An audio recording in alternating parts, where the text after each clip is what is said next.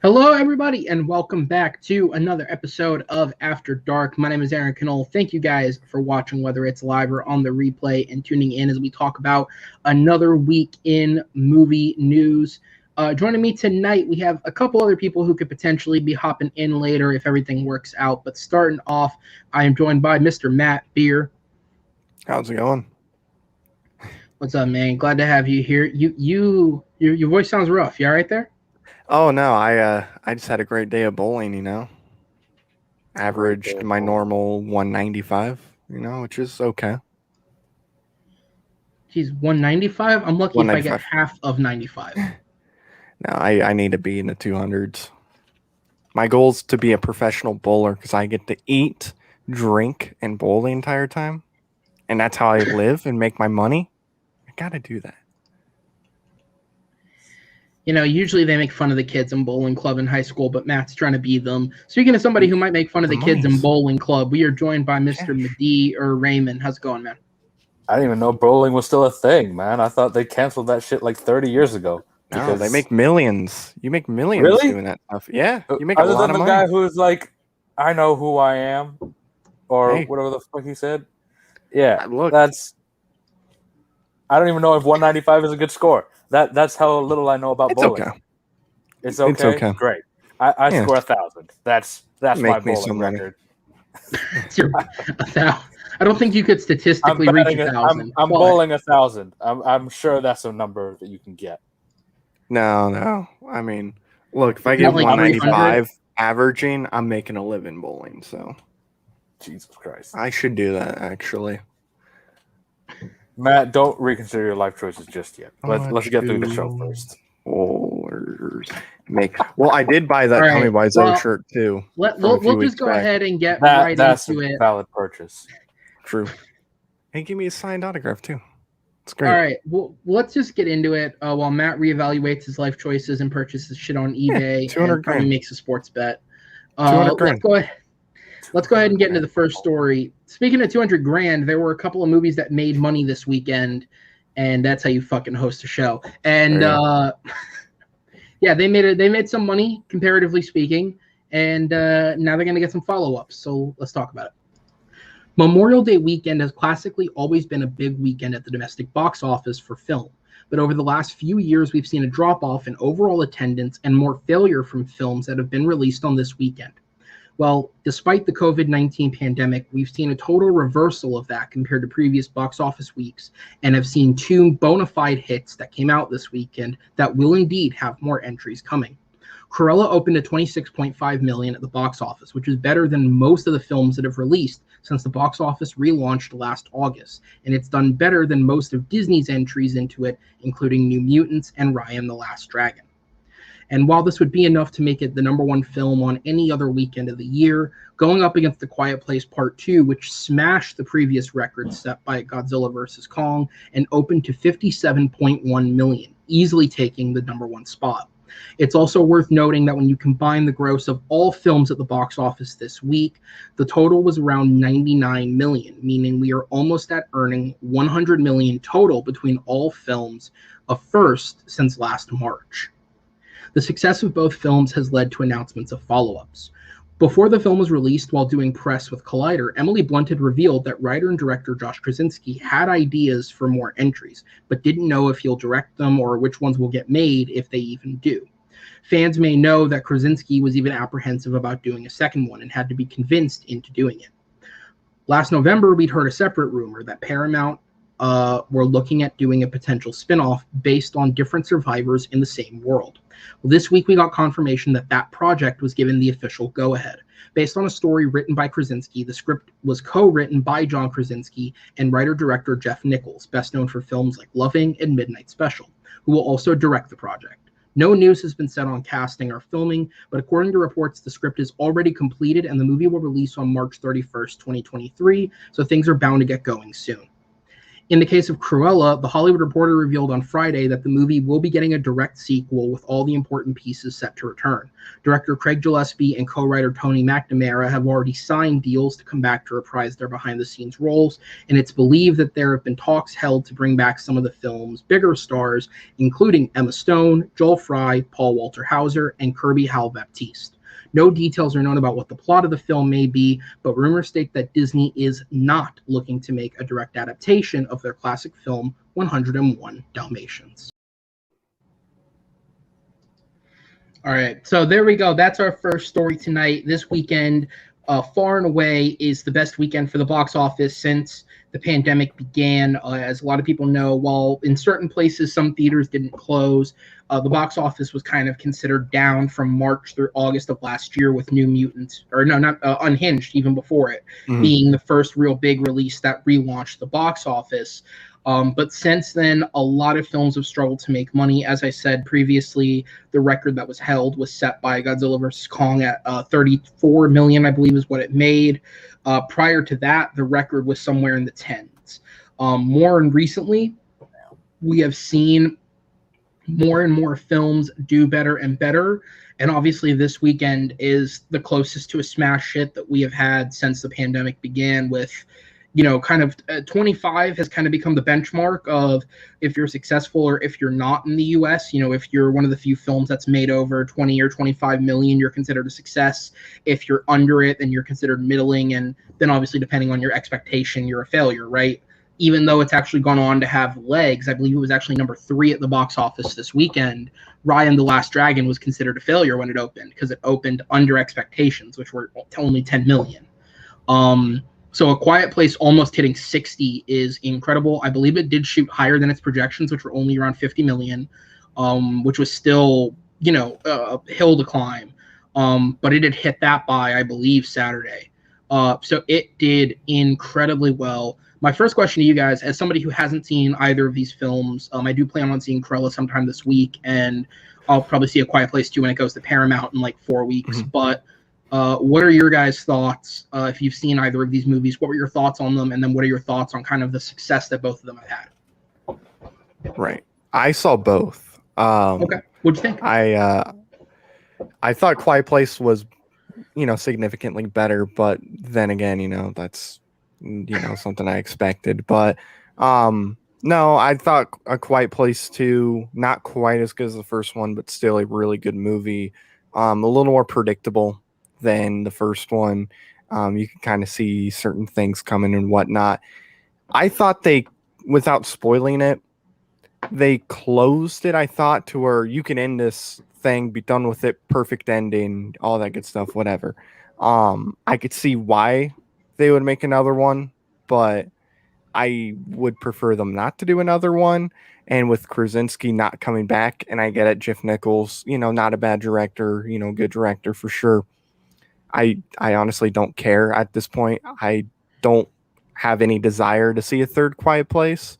I really wasn't all that interested in a second one to begin with. So to just to clarify, and I know people will call it the third Quiet Place, but it is technically not a sequel. It is being classified as a spinoff. It'll just be another group of survivors in another predicament in the same type of apocalyptic setting. So even with that, knowing like the story we've seen over the last 2 films, that book does seem very close at this point, especially with Krasinski not wanting to return to direct. So even if it's another concept in that world, still not something you care about. I mean, if it's the same aliens or whatever, you know, or the monsters that was in the first 2, then it's, you know, it's A Quiet Place. But if it's not, then okay. You know, if they're going to go Cloverfield style, then whatever.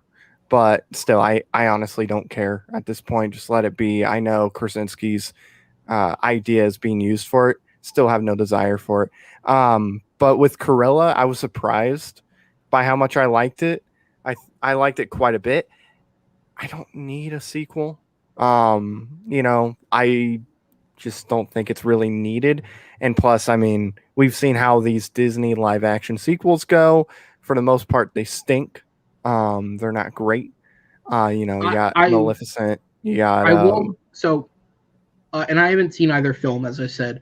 My only combatant against that, which I'm curious of your thought, is even though we've seen sequels to films that have made money, only in the modern era, the only films that have actually managed to get their sequels produced are based off of films that sucked. Because I believe we only had Alice in Wonderland 2, and then we had Maleficent 2, and Alice in Wonderland was bad. And I would say, depending on who you ask, like we were talking about it beforehand, Maleficent is anywhere from to bad. Right. So that's my only thing is, and again, I haven't seen it, so I can't judge it for myself. But I would say I'm very curious to see when they finally produce a sequel to one of the more positively looked at remakes. Right. How does that turn? And whether it's Jungle Book gets to the gate first, whether this one gets to it first, whether it's, God forbid, whatever the hell the Lion King sequel is supposed to be, if that gets there first, I just want to see it because he compared it to The Godfather in terms of structure, and that's an incredible comparison. So, like honestly, the I didn't give a shit about Lion King 2 as soon as like just the log line, director of Moonlight directing Lion King sequel in the vein of Godfather 2 is a sentence that I just need to see play out. Like I'm sold. I just gotta see what that comes to, and if it sucks, it sucks. Fair enough. But so I'll go down to Yuma D. I don't believe you'd said you hadn't seen either of these films yet. But what are your thoughts kind of on the success they've been able to have domestically and the fact that they're already getting greenlit for more projects? I mean, I guess sure. Why not let more movies be made? I don't know. John Krasinski, I feel like I want him to do other stuff. I mean, so does he. Since The Office, he had the John Ryan, the Tom Clancy John Ryan, or not John Ryan, Jack Ryan. I don't know why I was thinking of the former Seattle kicker, but Jack Ryan show, which is good, and I'll give it credit. It is a good show. And then he's had The Quiet Place, but other than that, like he hasn't really done much, and I want to see him do more stuff because he's a pretty good actor and evidently a pretty good director too. So I just want to see him kind of branch out, you know? Right. Now, I will say he probably would have came back for a third Quiet Place. However, he's going to be busy with Fantastic Four, so he probably didn't have enough time to do anything anyway. Damn it. The speculative Marvel shit is later, Matt. We'll get there. Yeah, we get there. It's called a segue or a preview. It's a teaser. We're going to have a callback later. Make me cry, all right? No. Yeah. So, I don't know. I want him to do more stuff other than just Quiet Place. I haven't seen the second. Theaters are kind of open, but we still have a lot of people who haven't really been vaccinated and are still like, COVID's not real, even though we're a year and a half in. But, you know, so I'm waiting until I go back to a theater so I can see something other than The Way Back, which was the last thing I think I saw. And then Cruella. Not a bad film, but... Yeah, it was pretty good. I enjoyed it. Cruella, I'm not paying $30 to see it. I'm not going to a theater. So I'll wait till it's free on Disney Plus or free on Disney Plus, and then I'll see how I feel about it then. I don't know. I mean, if it's a good film, as I've been hearing it's a good film, sure, make a sequel. But, you know, don't fuck it up. If you're going to make a movie, make a good movie. And it's like, I've been hearing like random comparisons to like the Joker with Cruella, and now all of a sudden there's a Joker sequel too. At this point, just make a damn movie and make it good. I don't need the comparisons. Just make a good fucking movie. Which I will say that's one of the things that I cut for it just because there wasn't a whole lot of substance to it. But when he was in an interview where he was talking about the movie, the gentleman who directed it, Craig Gillespie, he was asked about like the comparisons to the Joker, and his reaction was basically like, I mean, I guess on some extent I get it, but he was like,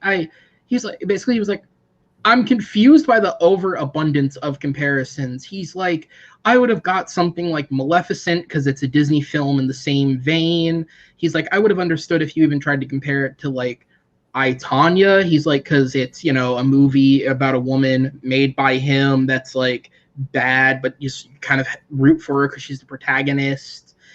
He's like, I can see where people are getting Joker from. He's like, I just don't get where the aggressive, like, oh, you're just doing Joker is coming from, which I thought was funny. I mean, but again, he just did Kings of Comedy, and now the sequel is just going to be, oh, I'm going to do Goodfellas, except with Joaquin Phoenix as the Joker. Like, that's, That's basically where I feel that was. Thank you. I'm glad somebody.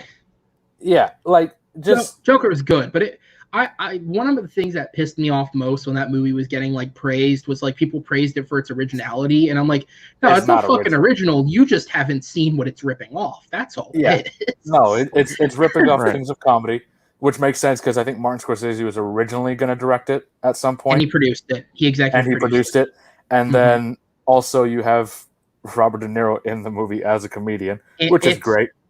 I looked at it as like it's king of comedy with a bit of Taxi Driver, and like that's basically what they did. And then a slight reference to like some of the comic books, like that's basically what it was. Like there was a kid named Bruce. His dad was a dickhead who got shot. That type of stuff, you know. Yeah, like nothing too crazy. God forbid we make a comic book movie, but no, we couldn't have that. No. Have you seen how those do at the box office? They're terrible. They're doing. They don't make any money. Yeah. Fucking, did you see the Avengers Endgame movie? That was nobody saw that. Nobody saw it.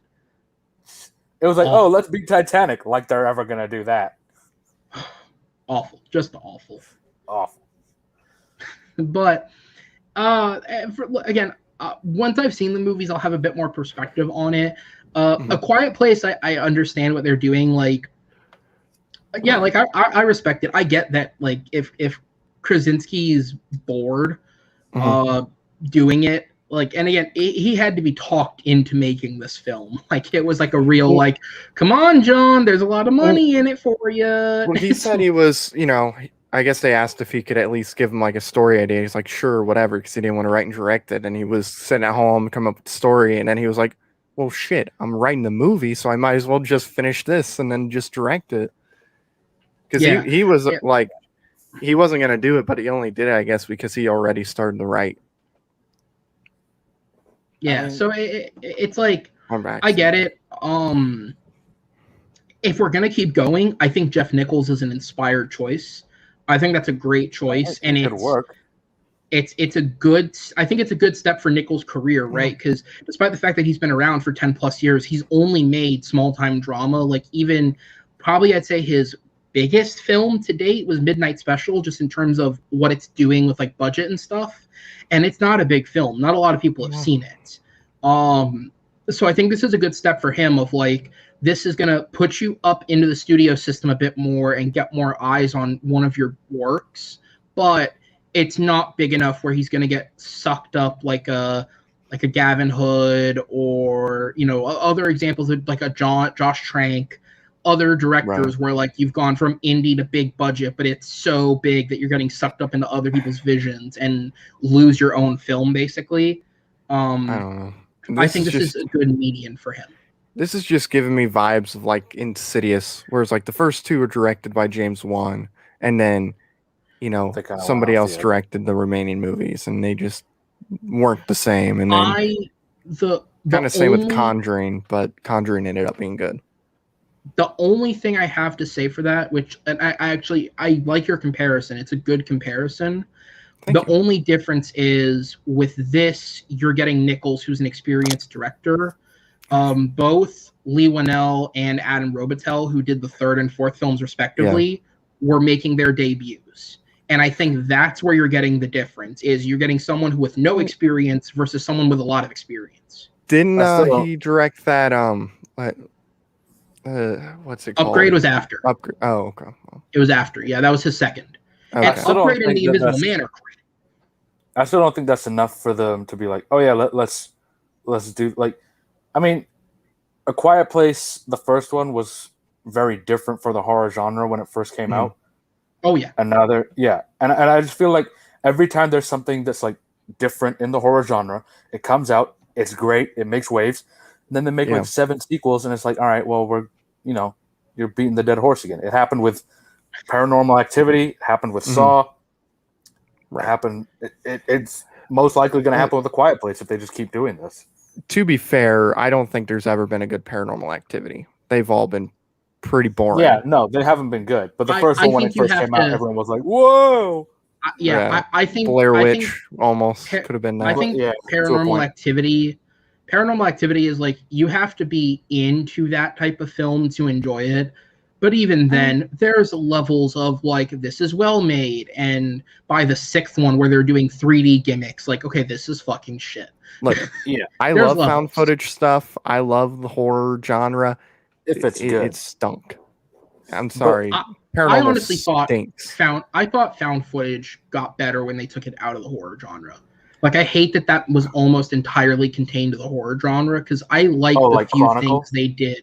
Like Chronicle, even to an extent Cloverfield, which isn't totally horror, but it's not. Okay. It's like floating on it, but it's not totally horror. There's that time travel the party movie. Scenes. Oh, came out a couple years ago. Project Almanac, maybe. Yeah, like, and that's not you know, it's not gonna Oscar win, but yeah, exactly. Right. But I thought the revitalization of it was like, oh, we're doing different things, because you know, there are more times where someone's holding a camera than just, oh my god, something fucking terrifying's happened. Right. I don't know. Yeah. I would have loved to see like and I guess Project X kind of did this, but not really. Like, at the end of The Hangover, you know how they do like the pictures, like the montage pictures of what happened during that night? I'd love a film of like that experience told through found footage, where it's just like, oh, our douche friend is always carrying a camera around, and so you're just seeing everything through that type of lens. Like something like that, where you're using it to be creative. I'd be very curious to see how it... Well, there was Adrian's Kickback. We going to Vegas, boys? We going to Vegas? Well, there was Adrian's Kickback on OnlyFans. That's it. That's the entire movie. OnlyFans. It's our OnlyFans stream. Hey, there was another Project X, you know, but based in actual reality. It was Adrian's Kickback. Did you guys not hear about Adrian's Kickback? Is that the one where the roof fell in? No. Like, LA was basically on fire. Like, it was insane. So, like, last summer? Yeah, like, no, it was like a couple weeks ago. LA was on fire again? Jesus Christ. Yeah, well, there was the Minions. That's a little early, isn't it? Is it supposed to be next month that they're scheduled for that? Yeah, the Minions ride caught fire recently. There's Adrian's Kickback, where like thousands of people flew into LA to go to this party. It was insane. It was Project X in real life. It really was. You got to look up the videos. There's like fireworks going off throughout the city. It's insane. Listen, in certain parts of America, as somebody who lives in Florida, the thought process behind the pandemic is, oh, I have one shot of 2 of the what's it called? The virus? No, thank you, vaccine. That's the word. Oh, I have 1 of 2 shots of vaccine. Oh, fuck it, it'll work 50%. Let's go. Right. Jeez, I don't know why, but where I'm from, we've had maybe 5 people get it. The vaccine, or no, like the actual virus, the Bud Light disease. All right, so we'll go ahead and move on in just a minute. But first, joining us on the show, he is the one and only Mr. Malcolm Lay. Malcolm, how's it going, man? Doing pretty good. Thank you for coming on with us, man. So we're going to move on to the second topic in just a minute, but we were just talking about A Quiet Place and Cruella's success at the box office, and the fact that they've both been greenlit for new projects. Obviously, Jeff Nichols will be taking on a Quiet Place spinoff that's based on a story from John Krasinski, and Cruella is getting a direct sequel with the same director and writer coming back. Again, releases are a bit different where you're at because you're international. So have you had a chance to see either of these films? And if you have, what are your thoughts on them getting a spinoff and a sequel, respectively? I haven't had a chance to see them. They're both out. I mean, but it's just I just haven't had a chance. But I mean, I'm not surprised. Like they both did really well at the box office. So and like as we know, money talks. And so it doesn't surprise me. So I'm pretty sure Quiet Place was also greenlit for Part 3 as well as the spin-off as well. So they talked about a Part 3, but they never actually greenlit it, as far as I found. Unless that changed in the last 6 hours. At the rate that I get screwed over, it probably did. But either way. But breaking news, guys. Breaking news. The local AMC theater by my place decided to get rid of the mozzarella sticks. You can burn in hell, whoever decided to make that decision. Oh, and damn. AMC is now canceled. Yeah, fuck AMC. They go, oh, look, our stock is at $71 per one. Let's get rid of the mozzarella sticks. Now I gotta Thanks, check. guys. No wonder your stock is collapsing right now. I'm really glad there's no AMC's in Canada. I know, because now you can at least have your mozzarella sticks. I can enjoy my mozzarella sticks here. Yes. I envy you.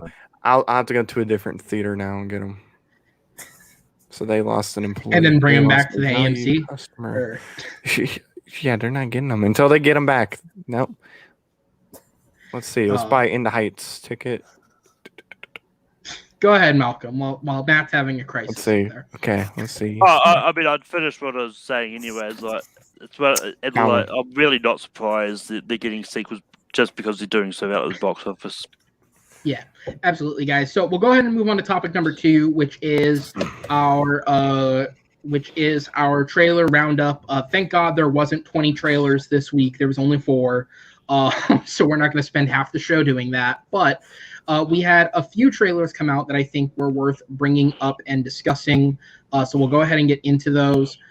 So for this first one, if somebody happens to understand more than I do, please let me know. But the trailer, which is good for people who hate trailers, gave away almost nothing about the plot, which means this summary is put together from whatever the fuck was in that trailer, the one line Wikipedia had, and the one paragraph on the book it's based on. So with that said, this week's first trailer is for Antoine Fuqua's new film, Infinite.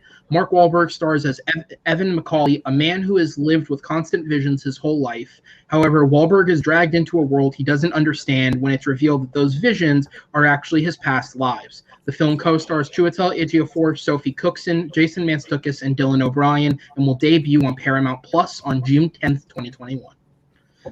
So has anyone else here? I feel like this is probably the one. If there's one trailer everyone's seen, I feel like this one might be it. So has everyone here seen this? Yeah. Nope. Yes. Okay, Malcolm Good has. job, Matt, no. Mehdi, no. Yeah. Seen it? All right. So Mehdi, I'll go to you first. What were your thoughts on the trailer? It actually looked intriguing, which is surprising for me to say about a Mark Wahlberg film. I'm not the biggest fan of him. I'm going to be straight up, like everything he's been in, I'm like, all right, yeah, sure, why not? But this one actually kind of intrigued me. I like Chiwetel Ejiofor in it.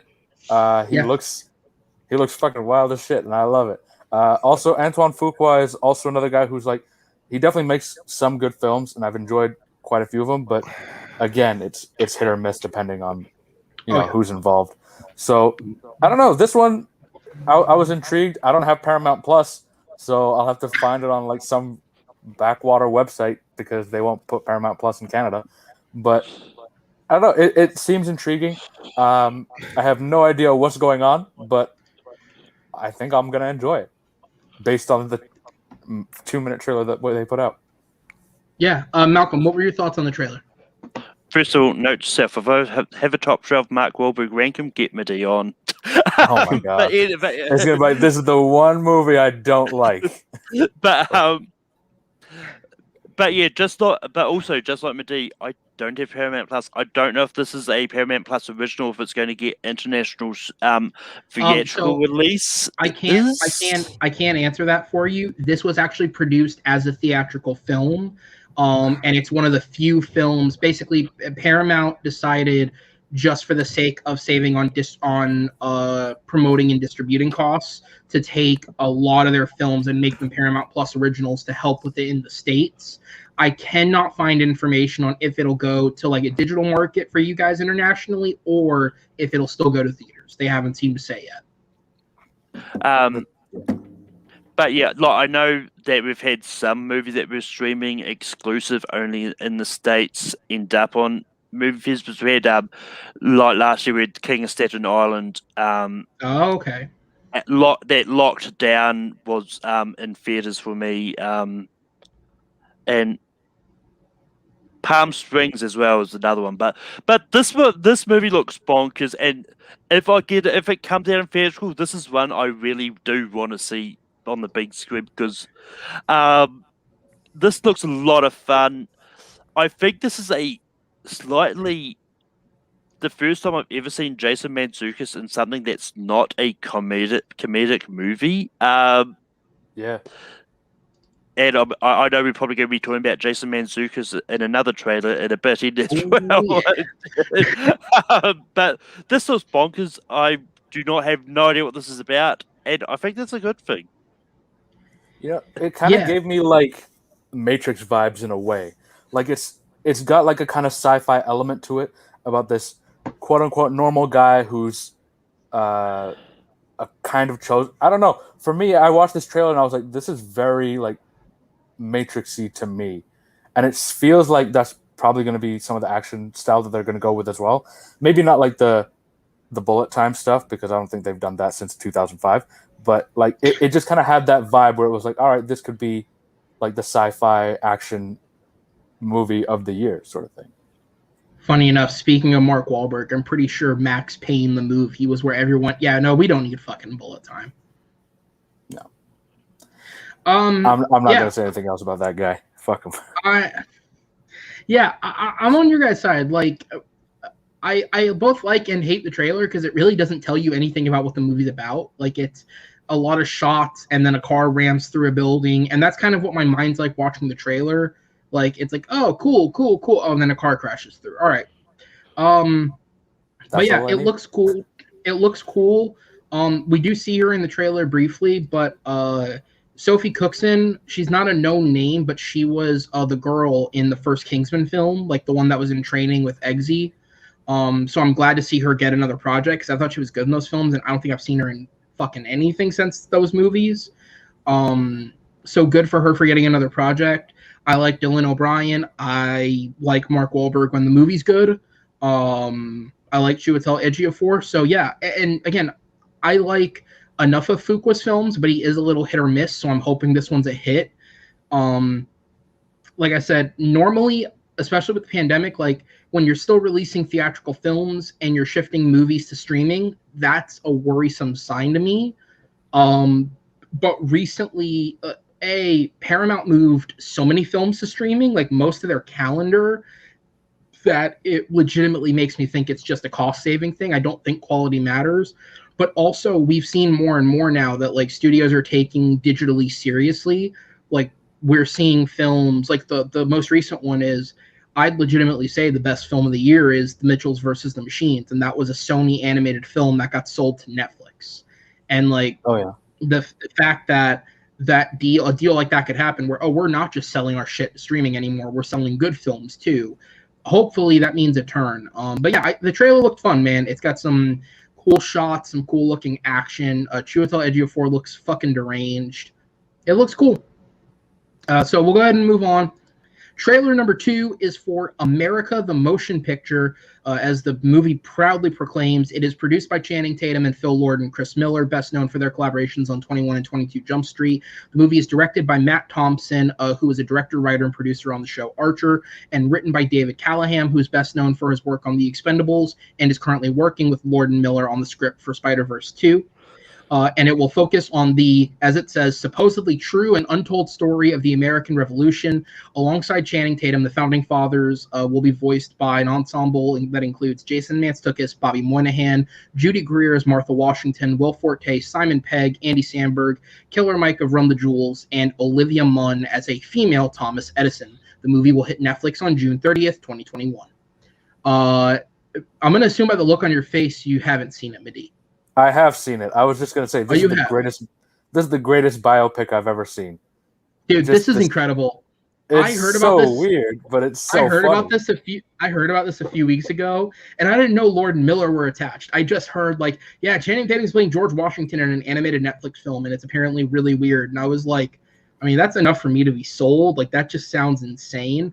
But seeing the cast this has, the talent it has, and the fact that it's Lord and Miller stamped, which like. I'm reaching the point where in animation, whether they're directing, writing, or producing, these two can't seem to do fucking wrong in animation. Like, the worst they have with their name on it is Lego Ninjago, and that wasn't even all that bad. Yeah, right? That's basically the reaction. It's like, oh, yeah, that happened. But, dude, this looks incredible. Like, I wish this was the history of America. That is it. Dude. I bet you it's not even going to be that far off. Like, I bet you we'll see it. It'll and probably it'll be be more truthful than you'd think. Killer. I bet. Hopefully, Killer Mike is playing a black dude in it, and there's going to be one point where Channing Tatum's like, "So can I own you now?" Like, I really hope that line is just in the movie, and he's like, "What?" I'm pretty sure. And Malcolm, if you remember this, back me up. I'm pretty sure there was a shot of like this 6-foot looking buff black guy in the trailer. I can only assume that's Killer Mike. I really hope it is. I really hope it is. Because the only other way that joke could work if it's like Andy Samberg voices that guy and Killer Mike's this like tiny white dude, like just fucking flip it for the sake of a joke. Like that's the only other way. Killer Mike plays the female Thomas Edison. Shit, bitch! You want me to sign that? Hell no. No. No. Go ahead, Malcolm. What were your thoughts on it? Yeah, this just looked weird. I'm pretty sure I know I'm gonna love every minute of it. And one thing I'm hoping that they do is if they get, just as a slight joke, get Lin-Manuel Miranda to cameo as Alexander Hamilton. That's just as a very inside joke. I don't think there is a Hamilton cast because I actually looked at who's playing who earlier. There's no Hamilton cast? Well, Lin-Manuel, you got about like 20 days before they release it. Well, as I said, it might be one that they may not have announced it, but they wouldn't be surprised if they put it in as a unannounced cameo, which would be a lot of fun if they do something like that. I'm actually in Hamilton, by the way.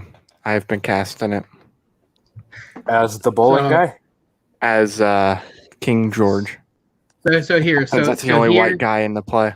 So here's who they have as who. So it's Tatum as Washington, Manteukas as Samuel Adams, Olivia Munn as Thomas Edison, Bobby Moynihan as Paul Revere, Judy Greer as Martha Washington. It's real truthful. Will Forte is Abraham Lincoln. I love it.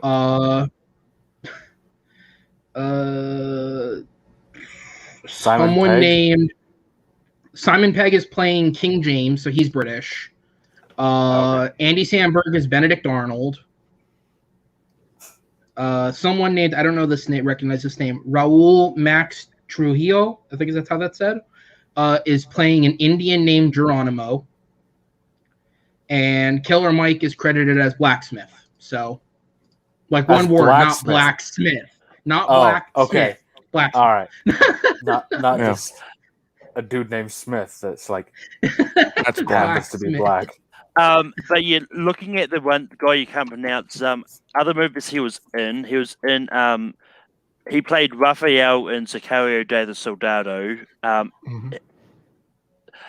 he was Black Knife and Cowboys and Aliens.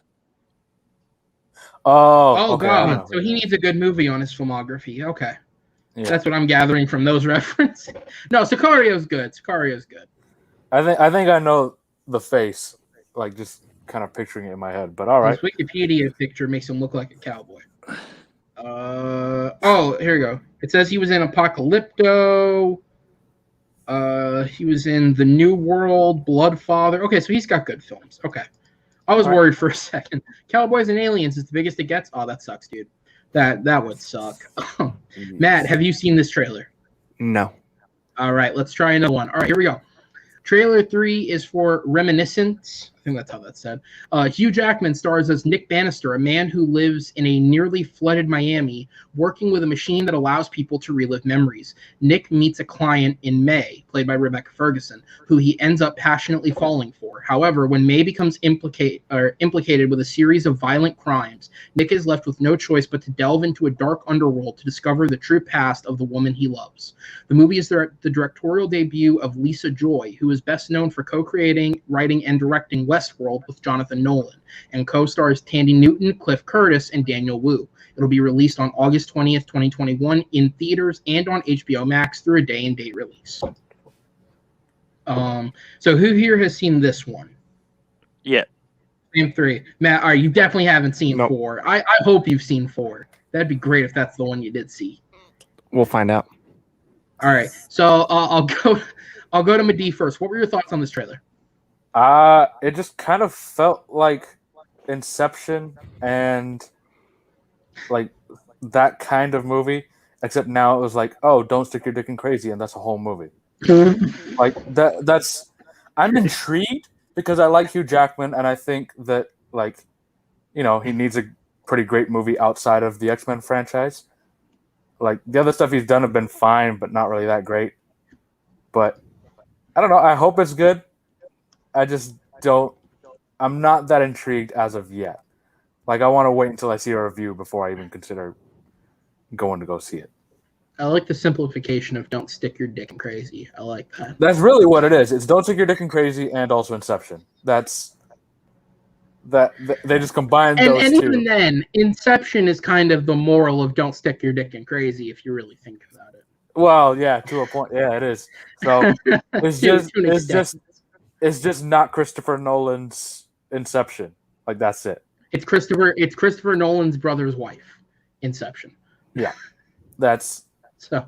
Yeah. Which that's immediately like once I found out like, oh, she married into the Nolan family. I was like, yeah, I really feel that on this trailer. Like I was like, sense. Her next movie is going to be Batman Begins, except with like, I don't know. It'll be Batman Begins, except with like, I don't know, fucking Arrow. I was about to say Hawkeye, and I'm like, that's not it. Arrow.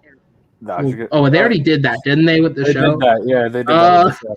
I'm trying to think, like, what was that, like, that movie with, like, Ben Stiller, Mystery Men? She'll do, like, a Batman Begins-style Mystery Men. That's what it's going to be. Jesus. That'd be great. Yeah, I thought the trailer looked fine. Like I said, it's one of those things where, like, movies with weird, complex plots like this fall into this lane of, like, the trailers are usually really good because you can keep the plot hidden for the most part. You have a good reason to keep the plot hidden.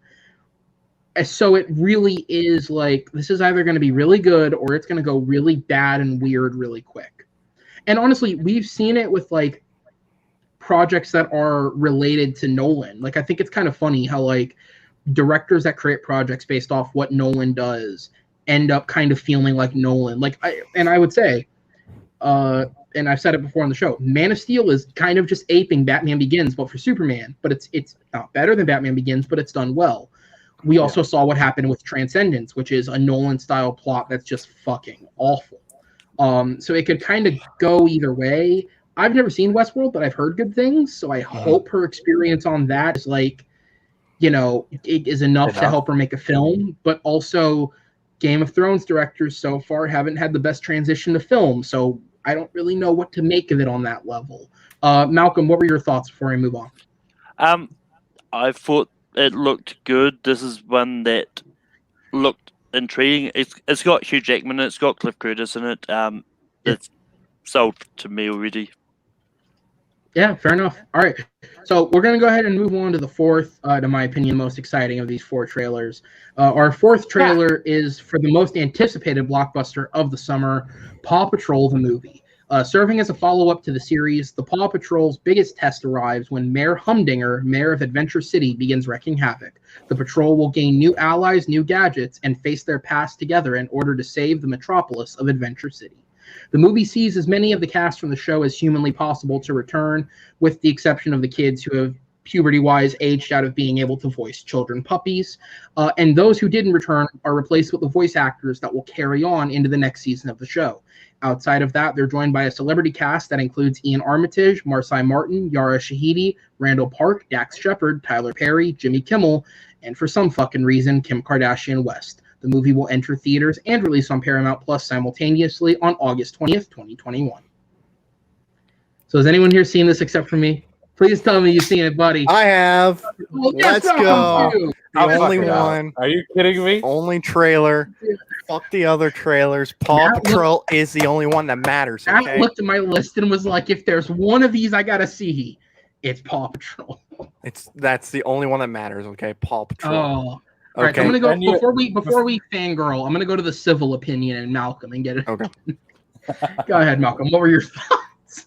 First of all, I love the fact you thought Paw Patrol was worth talking about. Thank you, Aaron. Thank you.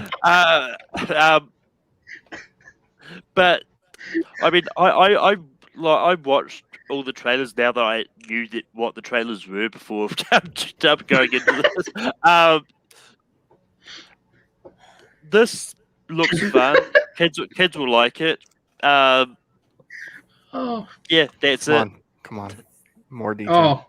All right, Matt. So hold on. Before we get into it, there's another. So here's what I'll say. I'll let Matt go last since it's the only one he's seen. Here's what I'll say. This is the type of kids film trailer where this movie is either going to be surprisingly decent, or it's just to go with another Nickelodeon film. Dora the Explorer was way better than it should have been. Like, that movie actually wasn't bad. Or it's going to be horrendously funnily bad. The reason I'm leaning more to that is because I did a little research, and Matt, you're into these types of films, so maybe you'll get excited for this one. The guy who directed the film has one other major credit on an animated film outside of like animating stuff. Yep. This man was a writer on the legendary Arctic Dogs. And that is enough to the one with Jeremy Renner. Watch it. Oh my god, dude! No. It's so good. It's Jeremy Renner. It's Heidi Klum. It's James Franco, clearly high off his ass, trying to do a French accent. Like, you can hear the highness coming through. It's the best. It's Alec Baldwin. It's John Cleese. It's John Cleese for some reason. Why?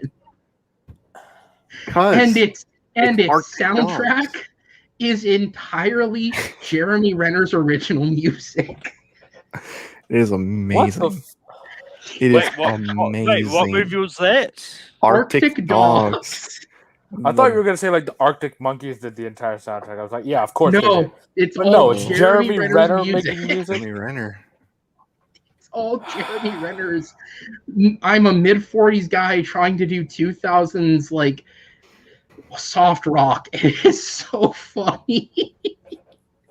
Literally, I saw that movie in theaters with my friend, and this was like, my friend came with me, and he looks at me and he just goes, "Why the fuck are we seeing this?" And I was like, just trust me, man. This is going to be worth it. We laughed our ass off. We were cracking jokes the entire time. The movie ends, and after spending the entire movie thinking we were alone, we look down and see a little 4-year-old running with a grandma on the seat and go, "Oh, fuck, we've been loud the whole time." And we walk down, and she just goes, "The kid was going to like this either way, but you guys made it way more entertaining." Look, whenever Jeremy Renner's hit song Believer plays during Arctic Dogs, you gotta go nuts. You gotta go nuts. I refuse out of principle. But yeah, I believe they released a whole bunch of shorts set after the events of Arctic Dogs called Arctic Friends on Apple TV Plus. Yeah, you got Jade the Fox. You got Lemmy, voiced by James Franco. It's like when Norma the North spun off into a Lemmings TV show. Like, what the fuck? Okay, no. So being real, this movie, the trailer honestly wasn't that bad. Like, you can tell there's money in this. Like, they're trying to make a decent film. Best case, this turns out like fucking, from what I've heard, My Little Pony was, which, like, all right, it's a decent movie. It's got a whole bunch of celebrities for no reason, and if you're a fan of the show, you'll probably like it. From what I'm aware, Paw Patrol doesn't have a brony-level audience. Maybe it does. Maybe there's a bunch of people going around wearing dog ears and tails, but... So there are, but not for Paw Patrol. When you were working at the theater, how many people did you see grown 40-year-old men seeing My Little Pony? All right, so this is the best story I got. So too many, but this is the best story I got. This is the best story I got from this weekend. So opening night of the movie, I was in a box office, and I wasn't even, because I was still newer at the time. I wasn't even their guest services person yet. I just moved to the drawer because I couldn't handle like selling tickets to grown men. And my manager walks into the box office and realizes what I've been doing. And she goes, "No, you know what? There's a little line out there. There's like 1 or 2 groups left. You're going to go to your drawer and take somebody on your drawer just to make you do it." Yeah. I'm like, all right, I'll do it. So I step up, and of course I get a group of like 4 or 5 people, 4 girls, 1 guy, right? And all of them are wearing like pony ears or whatever. And it's whatever. So I'm taking it. I'm being polite. I'm doing the transaction. and my manager, being the great manager, was in the background away enough from the mic trying to crack jokes to make me break in front of them, and I'm just holding it together. And then all of a sudden the guy steps up, and again, very nice guy, just real nice transaction, and he just goes, oh, thank you so much, have a great night. And he turns around, and all of a sudden I see a pink fluffy tail fling up in front of my window, and I mute my mic and drop to my knees on the floor so they couldn't see me burst out laughing. Because it was the most insane. Like, none of the girls had tails, mind you. Just the guy had a tail. And I was I don't even judge. Like, one of my best friends through middle school and high school was a brony, and like I never fucked with it, but like, do what you want to do. Right. But like, damn, that was a moment where I just went, oh God, I can't do this anymore. It was bad. This is the saddest story, just because of what happens to the poor guy. So, oh no, there's a dude who comes in, and I know it's a dude because I heard the voice, in a full furry costume. I'm talking the fox head, the whole body, the tail, everything. And I'm for what movie? For My Little Pony, the movie. Dressed up as a fox? Yeah, because a lot of bronies are also Godfather. Furries. Yeah. Look, a lot of them yes. are, what I've noticed, and I only say this because I know, a few people from high school that were bronies that ended up becoming furries. Most of them become furries, which, okay, cool, whatever. You want to dress up in a fox costume, go for it. Do whatever you want. I'm not going to judge at all, okay? I love the Paw Patrol trailer, so I can't judge anybody, okay? So, yeah, but I don't want to fuck those puppies, so like... True, I don't either, especially because they're voiced by children. That's not a great thing to say. Let's not say that, okay? Are we a show for children? We aren't a show for children, but for Google, because they're going to come after me, we love Bill Gates. We love China. There you go. We gotta say that just don't let JTH hear you talking shit about My Little Pony. True. But anyway, so I'm working at the actual register. I'm not making fun of the guy, I'm giving his whole thing. So the guy, he's getting his ticket, and he's also getting his popcorn drink, because you get the popcorn drink at the same thing. You get your tickets, depending on the day, because it was a slow day. We did that. This group of guys walk in, see the furry out there, and just start joking, not even trying to keep it to themselves. They're just joking about the guy out loud, and I could tell by his voice that he knew and he wanted to flip out. I don't know what he would have done, because judging by the voice and everything, he sounded like a non-masculine man. He sounded similar to me. Okay, I'm not a very masculine man. Okay, I'm a pretty weak boy. Okay, he sounded like me.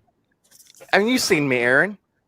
Okay, my little chopstick arms. Yeah. Okay, that's what it sounded like. So, and I don't know. Maybe the guy has that type of voice, but he's actually super strong and everything. I don't know. But turn around, rip off that fox costume, and fuck you up. That's what's gonna. happen. I was fully expecting him to like turn like real hard when those guys got behind him, like turn real hard so the tail would like smack him in the face, like. But no, so. And and look, like what you want, do what you want. I'm not gonna, attack anybody for it. Do what you want, be you, all that good stuff. But I would say 80% of the people that bought tickets for My Little Pony were, 30 to 40-year-old men. I will say I sold very few tickets to kids.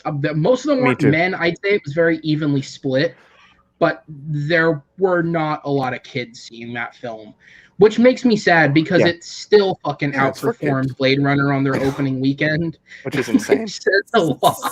It's absolutely insane. I don't know if it was the same internationally, but here Blade Runner and that movie opened the same weekend, and like more adults were going. I saw like literally back to back. I sold a group of adults tickets to My Little Pony, and then a group like a double pair of teenagers who tickets to Blade Runner who clearly did not know what Blade Runner was. And I was like, something feels backwards about this. Like, why are Yeah, it was sad, man.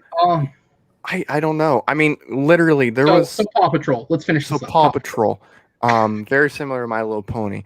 So for me, unlike Paw Patrol, unlike My Little Pony, I'll actually get a ticket for this because I won't feel as uncomfortable watching Paw Patrol as I will with My Little Pony, because I was not going to go into a theater that was, one, filled with a bunch of little girls, or two, filled with a bunch of 40-year-old men that were like really weirdly into the movie. And I only say that because I, also clean the theaters. You walk in, these people are really they're really weirdly into the movie. Like, watch it at home weird, right?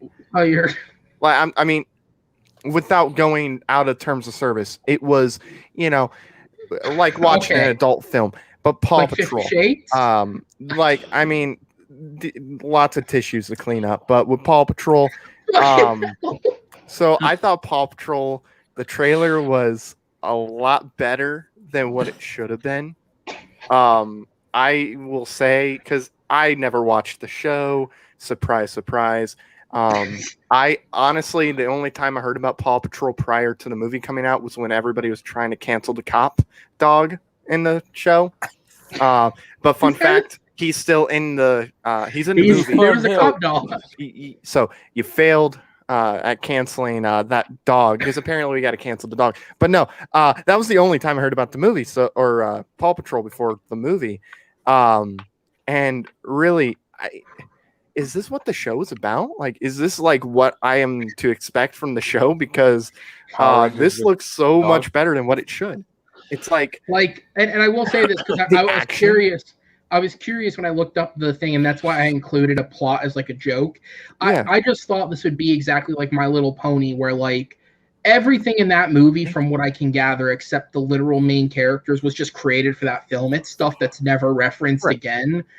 Like even the villain in this is voiced by a legitimate voice actor from the show, and it's one of the main villains on the show. Like, it's not a new character. Like, this is legitimately ingrained in the show, which is so weird. But like, good, good for Paw Patrol. I hope you do decent. If the Teen Titans movie could surprise me, to be into puppies. Look, if Teen Titans Go to the Movie surprises me, by how much I enjoyed the movie, I'm willing to give this one a fair shot, because the show sucked for Teen Titans. I know there's some people that like it. I thought the show sucked. The movie is so good.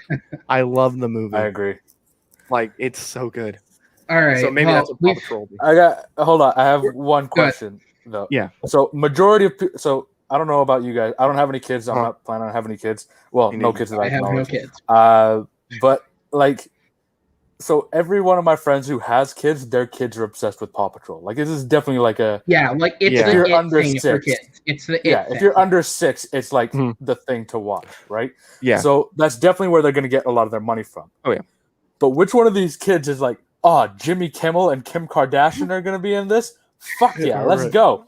That's for the That's for the parents. Yeah. To go. No parents that's Kim Kardashian. I'm really glad I came to see this with my child. No. This is what it is. Literally, every parent who sees this, what they're doing is they just want to make it quick and easy for the parents. So they stuck celebrities, but they stuck weird celebrities into this film, so that you could sit there and go, whose fucking voice is that? And look it up. Fucking Kim Kardashian's acting? All right. I was expecting Soulja Boy to be in this. Just saying. He might still be. We don't know. He's playing the villain. He's not a big enough name to upstage Jimmy Kimmel. This is gonna happen. No. All the dogs, sort of puppies, they're laying on the ground because they're all defeated, and then all of a sudden you're gonna hear that in the background going, and they're gonna look up, just like the portal scene. Something's gonna open up, and there comes Soulja Boy walking. Not even animated. Live action. He's not even gonna be animated. He's just gonna walk out and singing Drake and then singing his song. His one song, because that's all he's got. I will say, I also kind of dug the little dig that Paramount did, because this will also be on Paramount Plus. So, hey, parents, you don't have to actually go to the theater to see this. But what I saw was, it said, in theaters and Paramount Plus, it said free to watch, just out loud. It's like, hey, by the way, you can see our movie for free. We just want to make sure you don't have to pay for it in your streaming service. It's free, guys. All right. Well, we've had ourselves a nice little laugh at the expense of Paw Patrol. Now I'm gonna have myself a good cry in a minute. We dodged it last week, but all right, let's get into this Spider-Man shit. Here we go. Okay. Earlier this year, minds were bended when Fox's Quicksilver, Evan Peters, took on the role of Marvel's Quicksilver from Aaron Taylor Johnson. And now Sony's blowing minds by taking a Quicksilver and bringing him back as a new character, but not one named Ralph Bohner. To make that less confusing, Aaron Taylor Johnson was confirmed cast last week as Spider-Man villain Kraven the Hunter in his own upcoming spin-off film.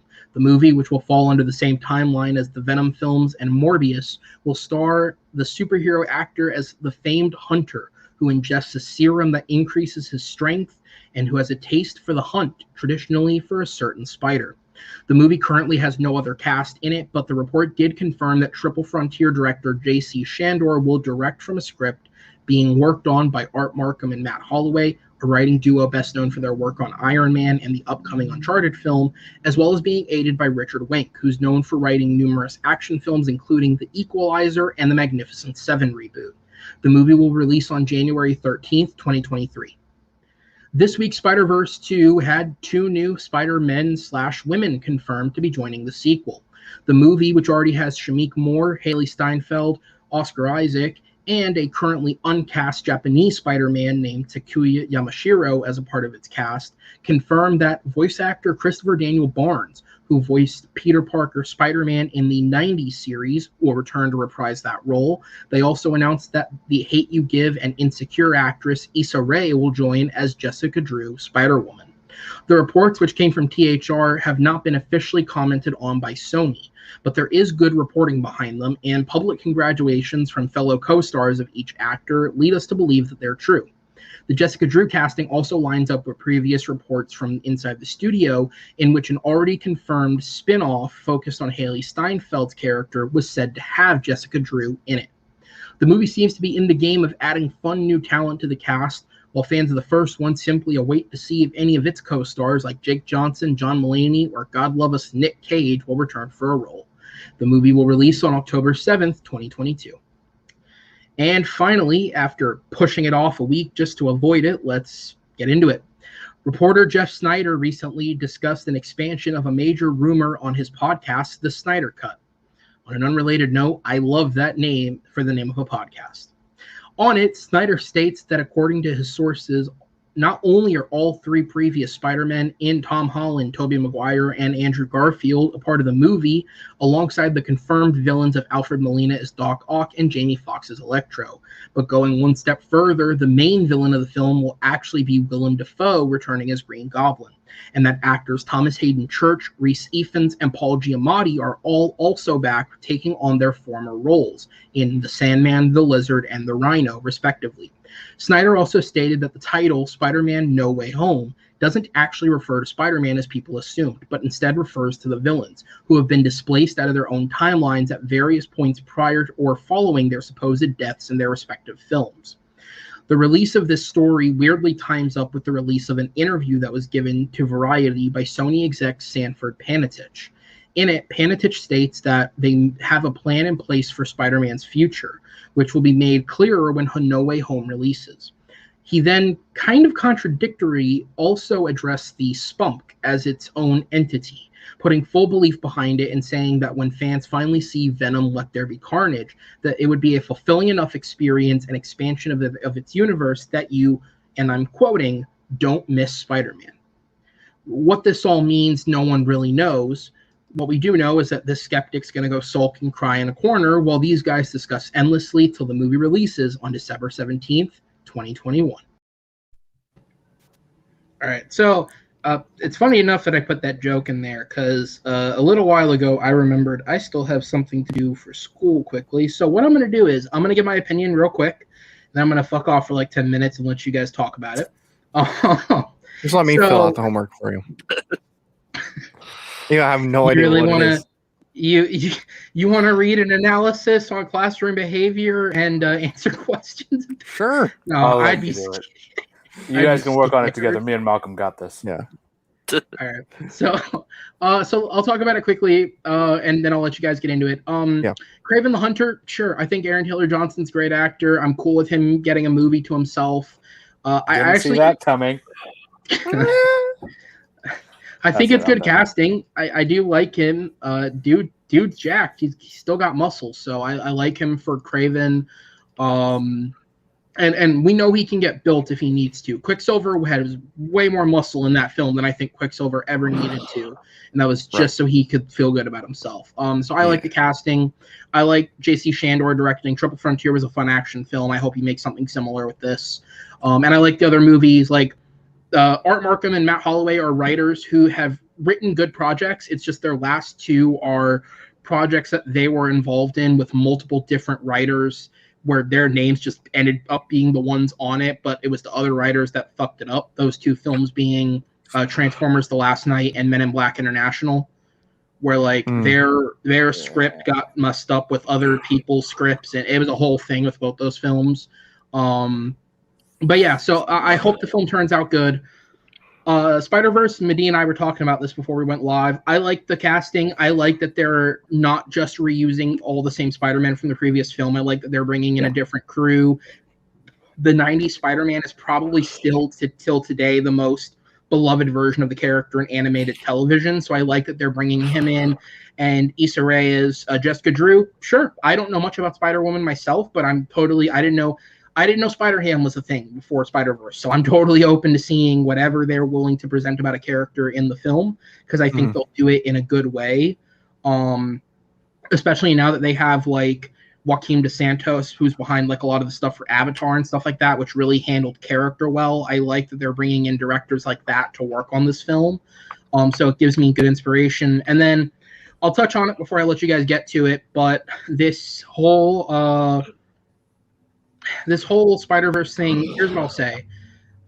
There are 3 or 4 reporters in Hollywood, maybe 5, that like, it's one thing to see trades that you trust be on a report, but then there's specific reporters within those trades that are so known and care so much about their reputation that they wouldn't put something out there if they didn't feel like it was worth their honor.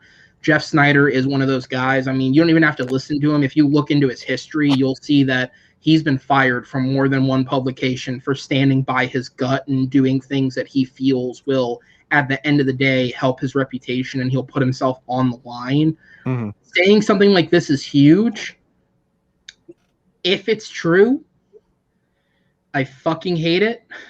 I think it's so stupid to take a third film in a franchise that already had a decent plot attached to it in your end credits for Spider-Man Far From Home, and essentially turn it into a greatest hits of your previous films. Because like what he's saying here is, after getting 2 great original villains back to back in Vulture and Mysterio, and getting setups for a bunch of other smaller villains like Prowler and Scorpion and other characters, we're just going to make a Sinister 6 out of 6 characters from previous films, some of whom weren't even good characters.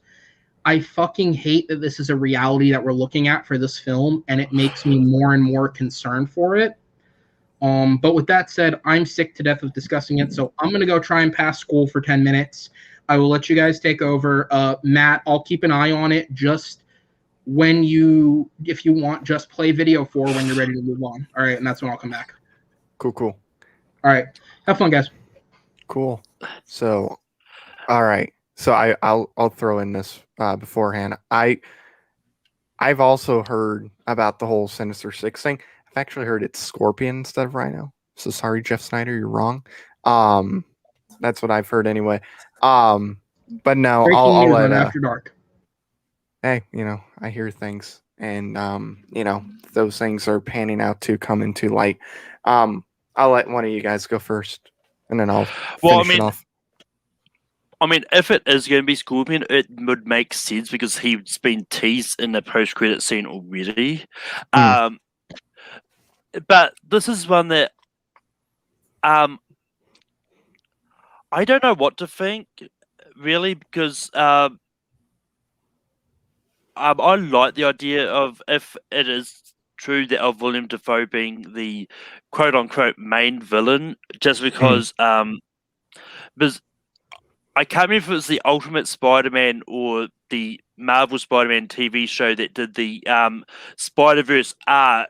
One of the main components of that was Green Goblin being the main one involved, stealing all these things to finally kill Spider-Man. Right. And so that's one that makes sense.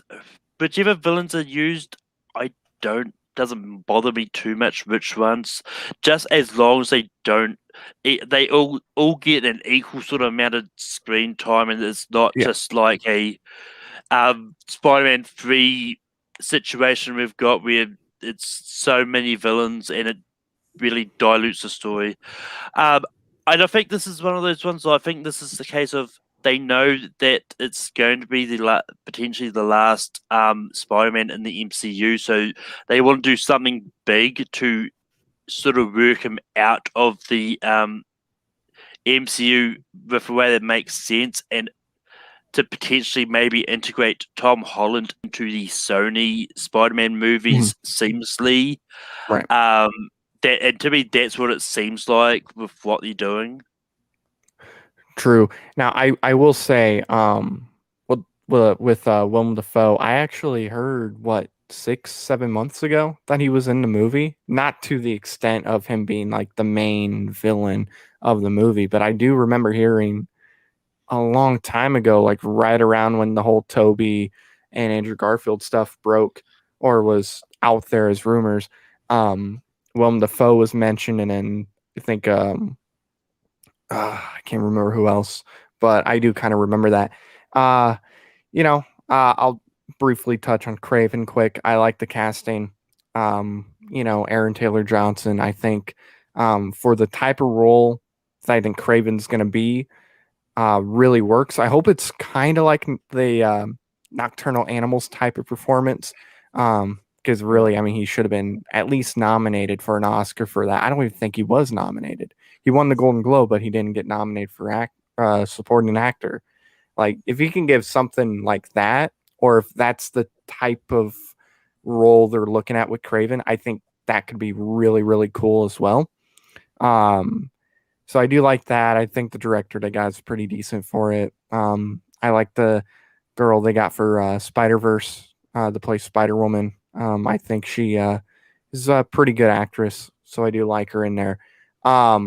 With the Sinister Six stuff, I'm not surprised that they're doing it because Sony's been wanting to do Sinister Six for quite a while now. So why not do it in this movie where you already have a multiverse, in this universe? Might as well throw in some of the classic villains, like throw in Willem Dafoe, throw in, Sandman, Electro, I guess, throwing all these guys. Why not? And I just don't know if it's going to be Rhino. I don't know if I necessarily believe Snyder in that sense. I'm still thinking Scorpion. But, as long as they pull it off, I think it's going to be perfectly fine. Assuming some of the stuff that's out there is true, they're going to continue what was going on with that post-credit scene, and they're going to end it pretty quick because there's a storyline in the comics involving Doctor Strange where he makes people forget that Peter Parker's Spider-Man. So I think that's what they're going to pull out because, I mean, you got Doctor Strange in the movie anyway. You might as well do it. That's a quick way to get it done. You don't need to have a whole movie where he's on the run and he has to go to court and fight. I don't want to see that. I want to see Spider-Man doing Spider-Man stuff. So they'll get done with that quick. And like I've been saying for a long time, if you're going to bring Jamie Foxx back, if you're going to bring, Alfred Molina back, you're bringing Toby back, you're bringing Andrew back, because why would you bring those guys back? And assuming this report's true, I mean, it's pretty much guaranteed at that point we're going to get Toby and Andrew, which really, that's all I care about. I just hope they don't kill off Toby because I'll be pissed if they do that. This movie looks like the biggest clusterfuck that I've ever seen. Like, honestly, who asked for this? Like, me. For me, there hasn't been a good Spider-Man live action movie since like 2005. And like I feel like what they're doing is they're just like, let's just throw in these other ones to confuse the casual fan, and then also throw in these villains that people didn't even like for a couple of them. Like Electro wasn't that good. No. Paul Giamatti coming back as Rhino makes no sense because he was awful in the movie. Yeah. Willem Dafoe, is he going to have the same suit? Because I guess I think so. That's fine. I don't know. Right. Sandman coming back, sure. Because at the end of Spider-Man 3, he's like, I'm not a villain. I was just kind of forced to do this, and it was a bad situation, blah, blah, blah, blah. Right. So I don't know what he's going to do. They teased Scorpion at the end of Spider-Man Homecoming and haven't done anything with him since. They should just use him. I think there's stuff that they could do that's fine, but I don't think they need this many I don't think they need to do a Sinister Six. If it was like, if you want to have a multiverse movie, sure, have Toby come back. Maybe have Andrew back if you really want to. Have Alfred Molina come back, and that's good enough for me. I don't need the rest of it. Aaron Taylor Johnson being Kraven, I don't know how that makes sense, because if they're combining the universes, but they're also not combining it. He was already Quicksilver, and now he's going to be Kraven too. So sure, the guy's playing two different roles in the MCU. The ending of Spider-Man Far From Home, they can just do like, oh well, there was a Skrull of Peter Parker, and here's Spider-Man. Like it's really simple, especially since they've established that it happens. Right. The thing I'm most excited about, though, is the '90s Spider-Man voice actor and Issa Rae coming into the Spider-Verse. Into the Spider-Verse has been the only like Spider-Man property that I've really liked in the last almost 20 years. So having that add a whole new group of characters, which should be great, because they're like, there's no reason to believe that it won't be. Right. I'm down with that. That's the one thing in this entire thing that I'm like, all right, yeah, I'm 100% down with this. No hesitation whatsoever. Right. If Spider-Man, the live action ones are good, great. I just don't think they will be. And look, how I view it with Spider-Man, real quick, with the No Way Home, is if you can pull off something like Endgame and Infinity War, I think you could pull off this whole, Spider-Verse thing in the movies. That one was like, they took 2 years and 10 years of planning. This one, I feel like they just saw Into the Spider-Verse and be like, oh, let's just do that. I mean, maybe, but I trust Feige in that sense. If he could do even Avengers when you throw in Thor and all that stuff, at that time, if you could do something like that, I think he can do Spider-Verse. This has got to be 2.5 hours. I would if think. It's less than that, it's not going to work. Anything less, everyone's going to be like, well, this thing wasn't fleshed out, and this thing was.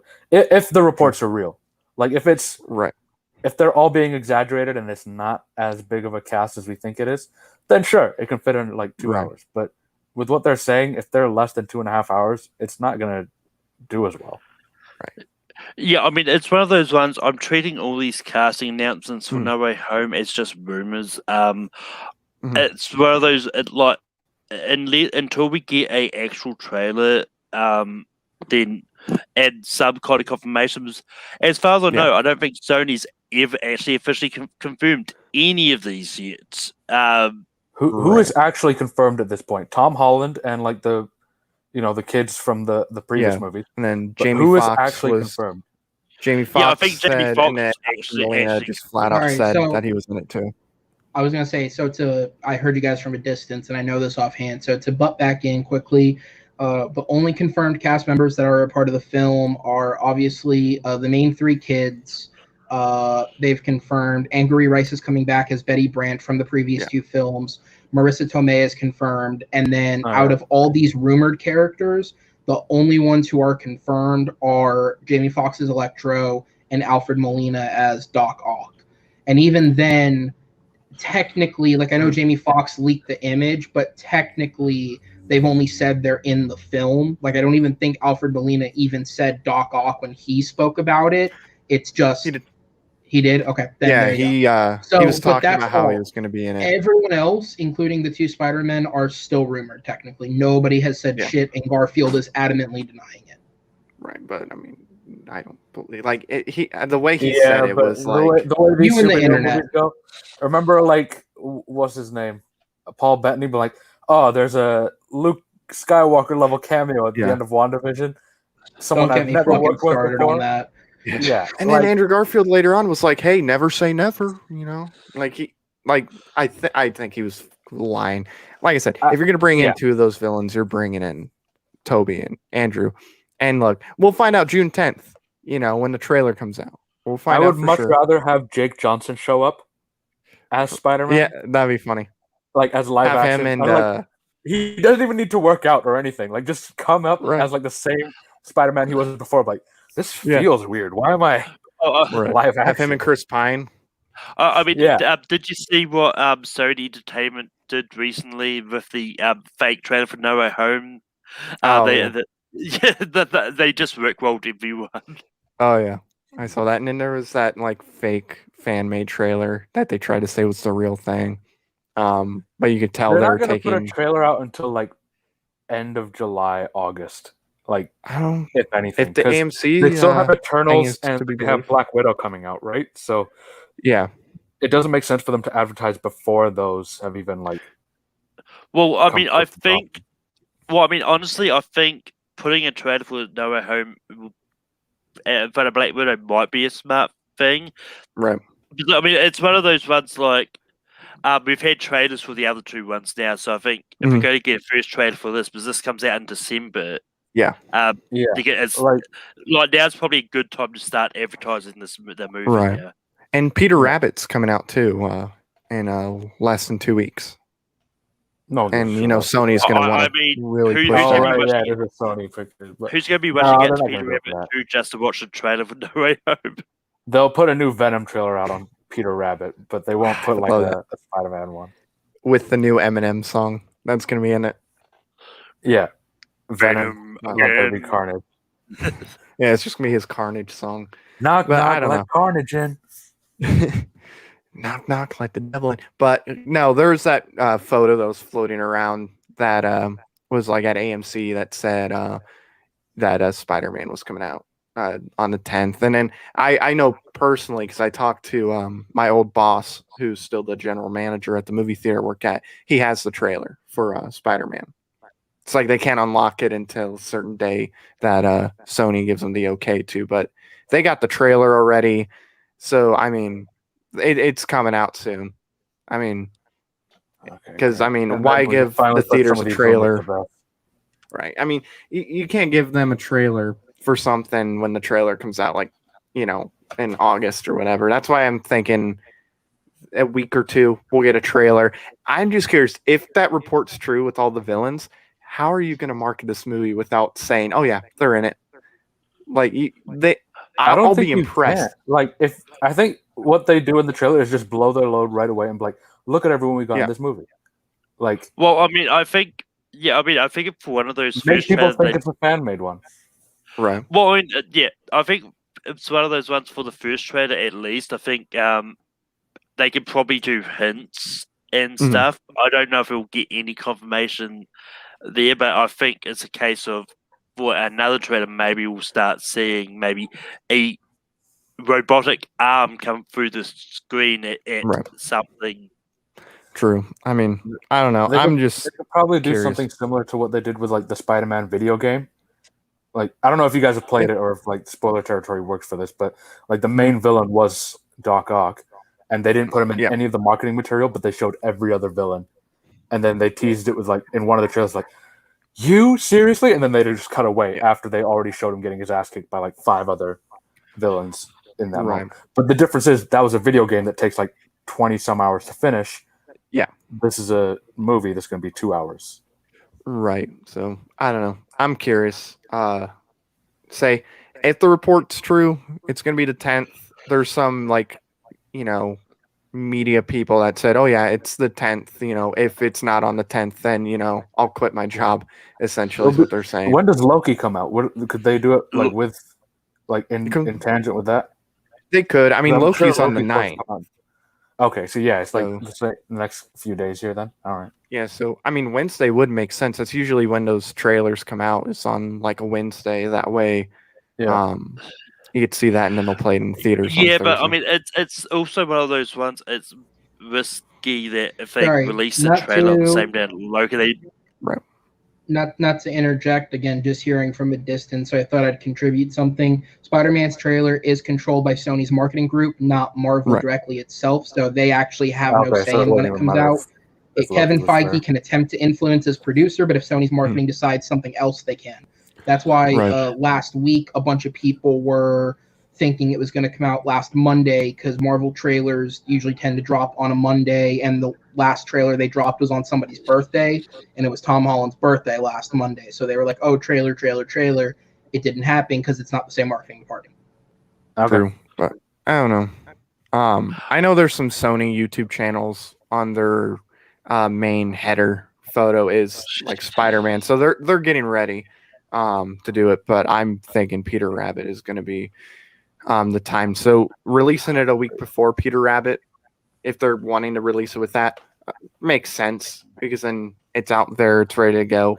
Plus, they want that movie to make as much money as possible. See, Chris agrees with me. He absolutely agrees. I'm not. You guys no, Aaron, you removed the video. Who removed the video? Damn it. Say it again. I was so pissed. I was going to play it. What video was it? The one. Oh, was it? TikTok, yeah. Or the okay, other one? my bad. Yeah.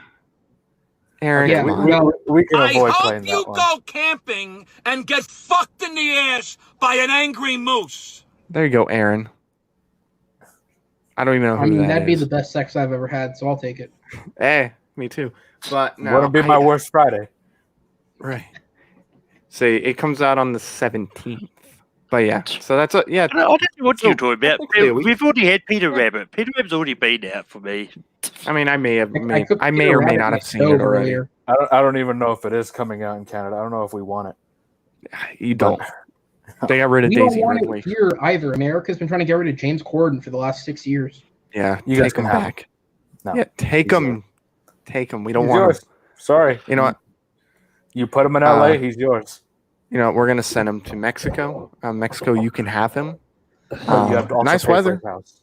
Nice weather in Mexico. Jesus. No, and Heights is going to lose to Peter Rabbit, okay? Because it's going to lose. Okay. Remember how Alvin and the Chipmunks opened against Star Wars? Like, that's what this is going to be. Yeah, it's like Peter Rabbit's going to kill in the Heights. Yeah. But let's be real, though. I would not get ahead of any box office predictions saying something's going to destroy something. We have only seen since last August, which is now 10 months, we have only seen 2 weekends where 2 films have been competitive against each other. And they've both happened, and one was last weekend. So, A, In the Heights is not guaranteed to be a smash hit. And B, I wouldn't go so far as to say it's going to be destroyed by In the Heights, because that's kind of what the history shows at this point. Peter Rabbit's going to win. Well, I mean, the thing is, Peter Rabbit, it's a family film. So I mean, there's going to be a lot of kids that want to go to the movies and see it. Because I know some people who really enjoyed the first one and really did enjoy the sequel as well.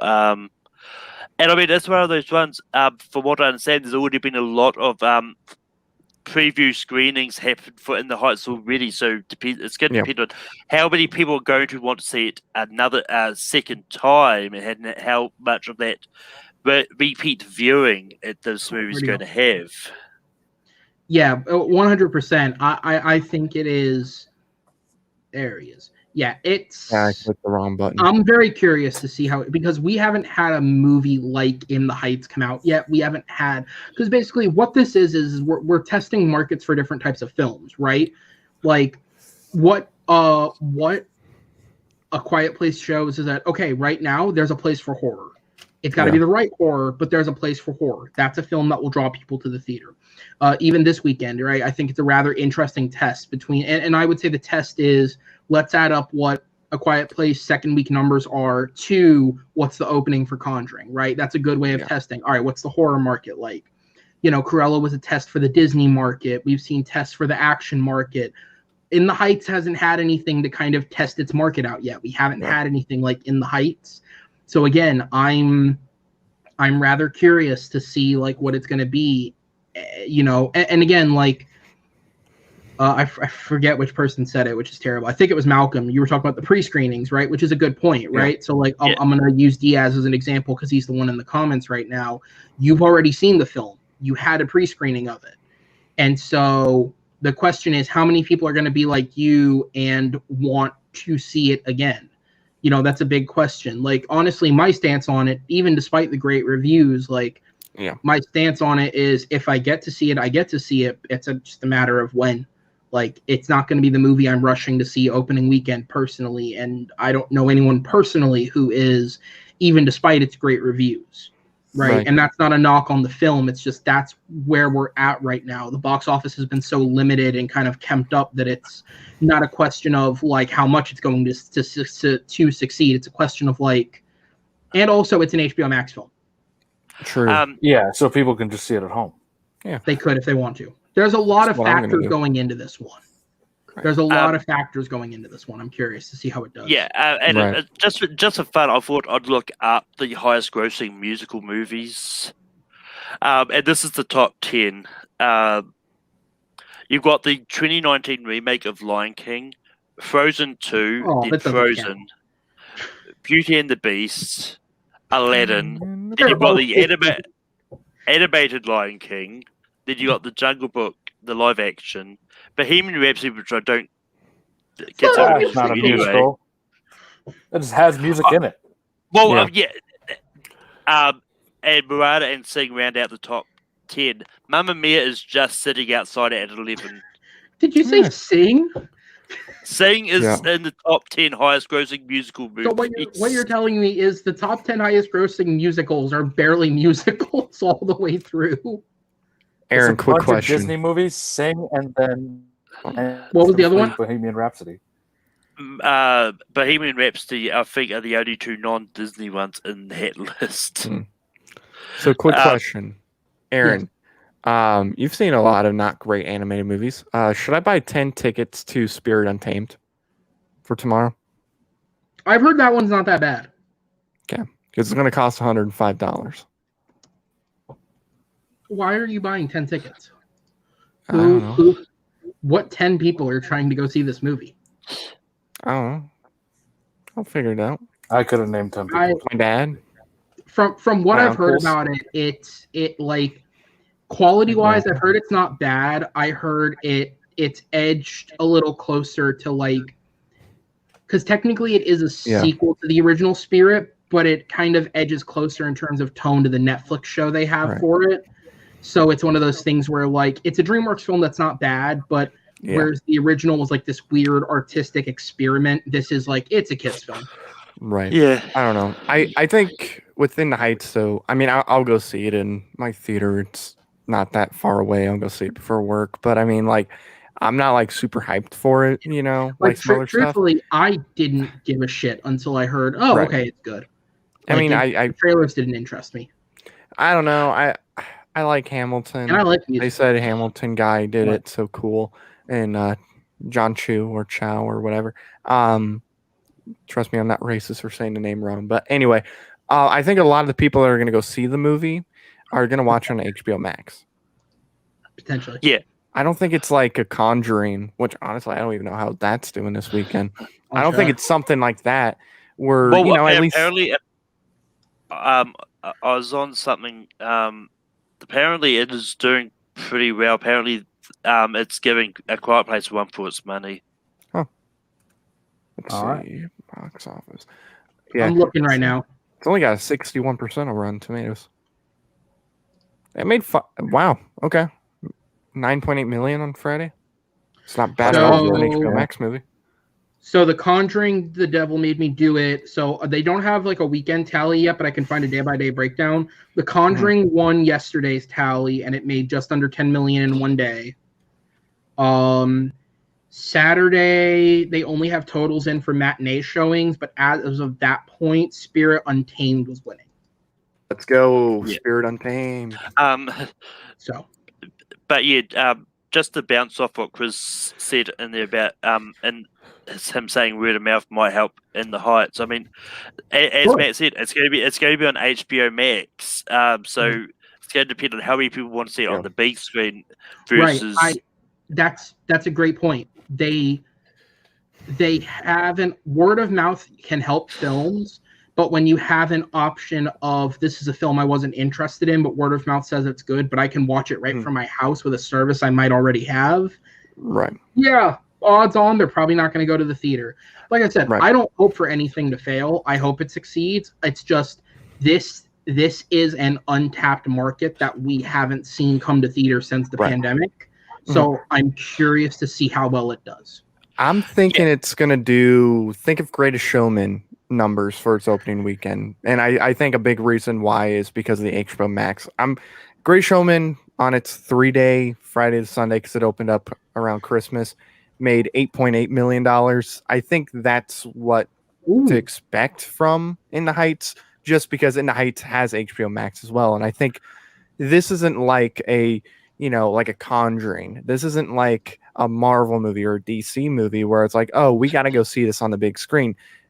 With a lot of musicals, I think a lot of people that would want to go see it are going to be more than okay watching it at home. I mean, it's one of those ones within the Heights. I think it's going to do better overseas in theaters just because the HBO Max doesn't exist overseas. That's true.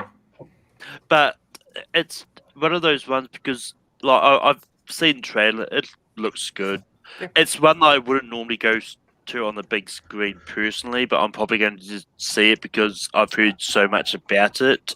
So I'm really hoping it's going to be something I enjoy and that everyone's not just overhyping this movie to space and back, and because that does happen a lot. People tend to overhype things as well, and for some people, if it's being like a town is this big thing that they're going to definitely enjoy, they're probably just not going to enjoy it because they may think it's good.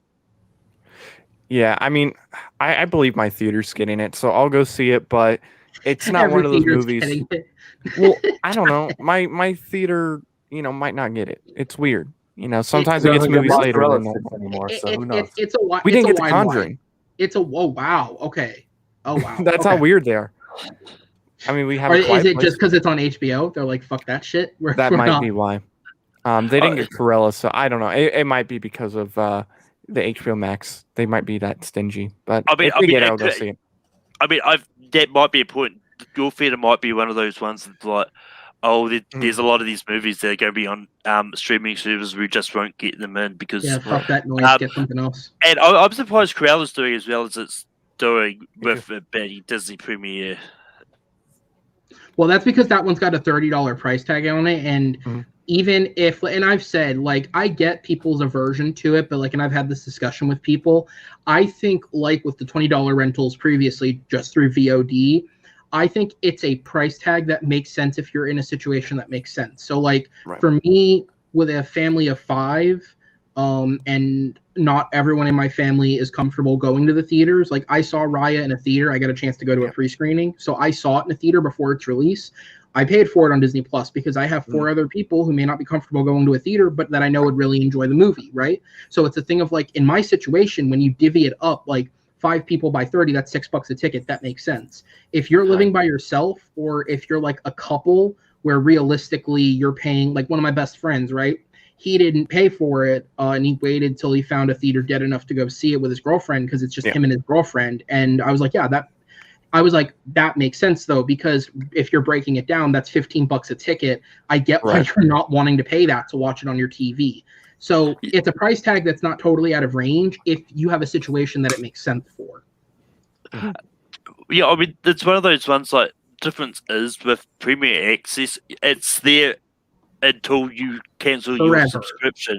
VODs are usually just rentals. I paid $20 for fucking Trolls World Tour, and I only got it for 48 hours. That was 45 more than I needed it for. Right. Yeah. Sorry. Not that it's 3 hours. I just never wanted to give money to Trolls. Yeah, never. I wasn't gonna do that. I paid a total of $0. I was getting that unemployment money, so I was like, you know what? I can spare a few to keep up with the That's stimmy. Yeah. So, all right, guys. Well, we're just under the 2-hour mark, so we'll go ahead and move on to a next topic. I will say really quick, I want to address one comment. I do agree with you, Chris. The pool scene that's in La La Land, That's somewhere in the crowd. You know, that part with the pool scene. Great shot. Just great camera work. I thought that was a great. It's legitimately a great camera work thing. Where the pool goes in the water and comes up. It's really cool. I thought it was a great. If we're talking film techniques, it's like literally a great thing. All right, let's go ahead. And this one's a different set of stories. This is just a bunch of news stories that came out this week that were worth talking about, and or as Mehdi found out before the show, just fucking weird enough that I thought they were fun to bring up. Let's go. This week, Seth Rogen confirmed that he will be producing a reboot of the Teenage Mutant Ninja Turtles franchise through a marketing image that was released to his Instagram. On the promo image, it was revealed that the movie will release on August 11th, 2023, or as people assumed, by the date being listed in the top corner of the page. A press release later confirmed that this will be the release date and that Rogen and his producing partner Evan Goldberg will be involved as both producers and helping with the story of the film. The movie will be a complete theatrical reboot, not related to the Bay franchise or any previous editions, and this one will be an all CGI animated film. This will make it the third Turtles reboot theatrically and the second CGI film theatrically after 2007's TMNT. The movie will be co-written by Brendan O'Brien, who is best known for his work on the Neighbors films, and Jeff Rowe, who is known for his work on Gravity Falls and The Mitchells vs. the Machines, a recent Netflix hit. Jeff Rowe will also direct the film after making his debut on the aforementioned hit film. No casting has been announced, but with the movie being just 2 years away, it'll be entering active animation production very soon. Since the release of Godzilla vs. Kong, director Adam Wingard has been on a roll. The movie was a critical and financial success, especially when compared to other COVID releases. Since the release, Wingard has become attached as both writer and director of Face Off 2 and the Thundercats reboot, as well as being rumored to be the #1 choice to direct the next entry in the Monsterverse, should they continue it. Well, now Wingard has a third official project on deck as he's been tapped to direct and co-write Hardcore, a movie based on the comic book originally created by Robert Kirkman and Mark Silvestri. As reported by Deadline, Kirkman will personally produce the film and brought Wingard on board due to having enjoyed his previous work. Wingard will work with Will Simmons, a debut writer, to work on the script. Hardcore follows the Hardcore program, which can turn any human into a drone, which is an upgraded version of a military soldier that is meant to execute plans more efficiently. The story focuses on Drake, a top agent of Hardcore, who is left with only 72 hours to figure out who has hijacked and began destroying the program from the inside when things start going awry. It seems as though Kirkman is so invested in Wingard taking helm that he'll be willing to put the project on hold until he is finished with both Face Off 2 and Thundercats. As such, no release date has been set. After her role in the absolutely genius work that was 2019 Cats, singer-songwriter Taylor Swift has been brought on board for her first real acting role in David O. Russell's new film, which was also announced to be titled Canterbury Glass. Though the report from The Wrap featured no plot details or what Swift's character will be, it did point out that she is joining an incredible ensemble of actors that includes Christian Bale, Margot Robbie, Zoe Saldana, Timothy Olyphant, John David Washington, Rami Malek, Chris Rock, Michael Shannon, Anya Taylor-Joy, and Mike Myers. As said, not much is known about the role that she will play, but the addition is bound to at least help the box office totals, as Swift is known to bring a legion of dedicated fans wherever she may go. While speaking with Entertainment Weekly, actor Mads Mikkelsen was asked about his thoughts on the U.S. remake of his recent film Another Round, which was greenlit just one night after it won Best International Film. Mikkelsen says that while he understands people may have a potential immediate support or aversion to an American English language remake, he hopes that the remake will draw in people who haven't seen the original to go check it out. He also talked about how the film could genuinely be something different. As someone who's lived in both America and Europe, Mikkelsen has seen how Americans treat alcohol, their handling of alcohol, and their reaction to potential alcohol abuse differently than Europeans. He believes that with that being the central topic of the film, the movie could become more than just a basic remake and truly be something that is a similar concept but examined from a different social strata. And if the movie needs the Another Round title to succeed, then he's more than happy to see what DiCaprio and company are able to do with it. And for this video, the final story leads with Variety reporting that comedian Tiffany Haddish has become attached to star in and produce a biopic about one of her personal idols, track and field star Florence Griffith Joyner. Joyner was a game changer in women's track and field. She broke Olympic records while popularizing the sport to the public. Her records set at the 1988 Olympics are still yet to be broken, but unfortunately her story came to a tragic and early end when she passed away at age 38 due to an epileptic seizure. Haddish is taking the role down a more serious route than her previous comedic work and has already begun working with Joyner's former personal trainer and widow, Al Joyner, who will be joining the film as both a character consultant and trainer for Haddish to get her in shape to play Florence. No director is attached as of yet.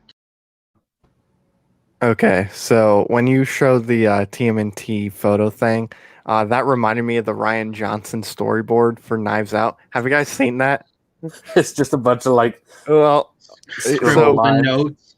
Yeah. This is his official storyboard that he used for Knives Out. That's what they use. It's the chair. It's the fucking thing in the chair. Okay. Oh yeah, that immediately what's the actress's name? It's Ana de Armas. Yeah, Ana de Armas. Yeah. I almost said Anya Taylor-Joy. I was like, no, that's not it. No, different girl. Different. Also foreign. Fuck, what's her name? Florence Pugh. No. Yeah. Fuck, wrong one. I mean, the first thing I've got is, where did you find that picture of Seth Rogen? That he looks, it's either a really young picture where he looks like he lost a lot of weight. That was so. That was that's a pretty good picture of him. I got the image from his Instagram, and when I pulled out of it, like on your phone on Instagram, you can see like 2 or 3 more rows of pictures. That was just recent enough that I could see it, and I was like, you know what, I'm here. Just screenshot, edit, boom. Fucking, it was great. But yeah, I mean, there's so much in this one, but I mean, pick your favorite story. Go for it. Whichever one's. No, I was getting there. I'm really not interested in another Teenage Mutant Ninja Turtles movies. I really do not like any of them, of the ones I've seen. I still haven't seen the 2007 one, which people were saying is the best one. But it's not bad. It's better than Bay's attempts. But I mean, one thing I do take out, I do kind of like Mads Mikkelsen's comments about another round, because like as soon as this was announced, I've seen a lot of people going, "Oh, why are they not doing it? People should just check out another round." So I mean, there's some people like, and I'm one to admit it. I'm not a big fan of watching movies with subtitles. Like, I will give it a go if it's one that people saying I should check out, or if it's thing on there. But it's not. It's going to be one I know that unless it's one that I can watch without having to rely on the subtitles, just sort of lose myself in the movie. Because Crouching Tiger, Hidden Dragon is one of them. I just really enjoy that movie, despite still not really knowing what they say, because I just wasn't paying attention to the subtitles going through. And Parasite is one I thought it was fine, but it's one that I needed the subtitles to be able to follow the story, and it's just one of those ones that foreign films never resonate with me. But I mean, like when this comes out, I will probably check out the foreign language version and check out the remake, because and I think it's got a point. A lot of times they do remakes of foreign movies. I know a lot of people who would check out the original first just to just as a balancing point, just so they can see in the new version. Yeah. So has anybody else here besides me seen Another Round? Not yet. No. Okay. So I decided to watch it just because after last year, like I'm most of the time I am a little adverse to foreign films, only because if I don't get to catch them in a theater, then I'm watching them at home. And a lot of the times when I'm watching a movie at home, I'm also trying to do other things. And with a foreign film, it's just very difficult to do that when you're supposed to be reading subtitles. But the concept interested me enough that I was like, all right, I'm going to actually sit down and watch this. And I did it like the night before the Oscars. And it's an incredible movie. Like, it's in my top 20 films from 2020. I think it's a really great film. It deserved its Oscar win. Having seen it, because I believe Vinterberg was nominated for Best Director as well, the nomination makes more sense. Like, it's an incredibly well-directed film, and you can feel the passion in it. But as somebody who is Irish and has spent a lot of time in Ireland, but also lives in America, I actually really like Mickelson's point, and it's not something I'd thought of, but like if it's the route they take, I can get it. Europe and America treat alcohol very differently, even on a base level. In the film, all the four men who are doing the alcohol test, because if for anyone who doesn't know, the basic plot of the film is it's four 30s to Mickelson's probably in his 50s, 30s to 50s men who work together at a school and are friends and are all at different places in their life, but they all kind of agree that their lives are very middling. And so they decide to test this experiment that says if you live your life constantly at a 0.05 blood alcohol content level, you are not at a point where you're legally drunk and kind of incapable of doing things, but you are a little more free, a little more inebriated, a little more just not bent to your mind, and it allows you to approach things differently. And so they attempt to kind of spice up their lives by taking this experiment, and it explores the four routes that these men end up going down. Some hit it a little harder, some have bad incidents that happen and get scared and jump away, and it kind of examines the way that each guy approaches this experiment once it kind of starts getting into their lives, really. And like from the get-go, right, one of the things they do at Mickelson is he never straight up says to the kids like, oh, I'm drinking, but in where it's set, which I believe is Denmark, I believe is where it's set in Denmark. In Europe, the drinking age is 18. These are the equivalent of seniors in high school. So then they show at the start of the film, these are kids who are going to school after playing drinking games the previous night. So on some level, Mickelson can relate to these kids. And like once he's awaken a little bit, he can kind of get with them and understand where they're coming from a bit more because he's also drinking more now. And there's things like that that you can't do in American film because kids in high school can't drink. Somebody who's gone through the American education system, they say, fuck that noise. But, they're not supposed to be. So yeah, your drinking age is 21 there, right? Mm-hmm. So that's what I'm saying is there are things just on a foundational level that are different when you're translating the film. And I do think that if they take that approach and go, listen, this is the concept of four guys that are stuck in their lives that are attempting to revitalize themselves, but approach it from the idea of we're in a completely different world, a completely different culture, a completely different strata of how you both drink, what you're drinking, because they're drinking more liquors and stuff that you would see in Europe. Not really, they're not drinking fucking Budweisers, right? Over here, you'd probably get more beer drunk than you would something like over there. I just think the whole thing, if you approach it that way and take it seriously and go, I want to tell this story, but from a different cultural standpoint and see how it would affect four people in a similar but very different by nature situation, I actually think that's a reason to remake it. And I think that's an interesting approach. And I hope that's how they're doing it. And not just, oh, let's take the same exact story and transplant it, because that would suck, because legitimately it's a great film.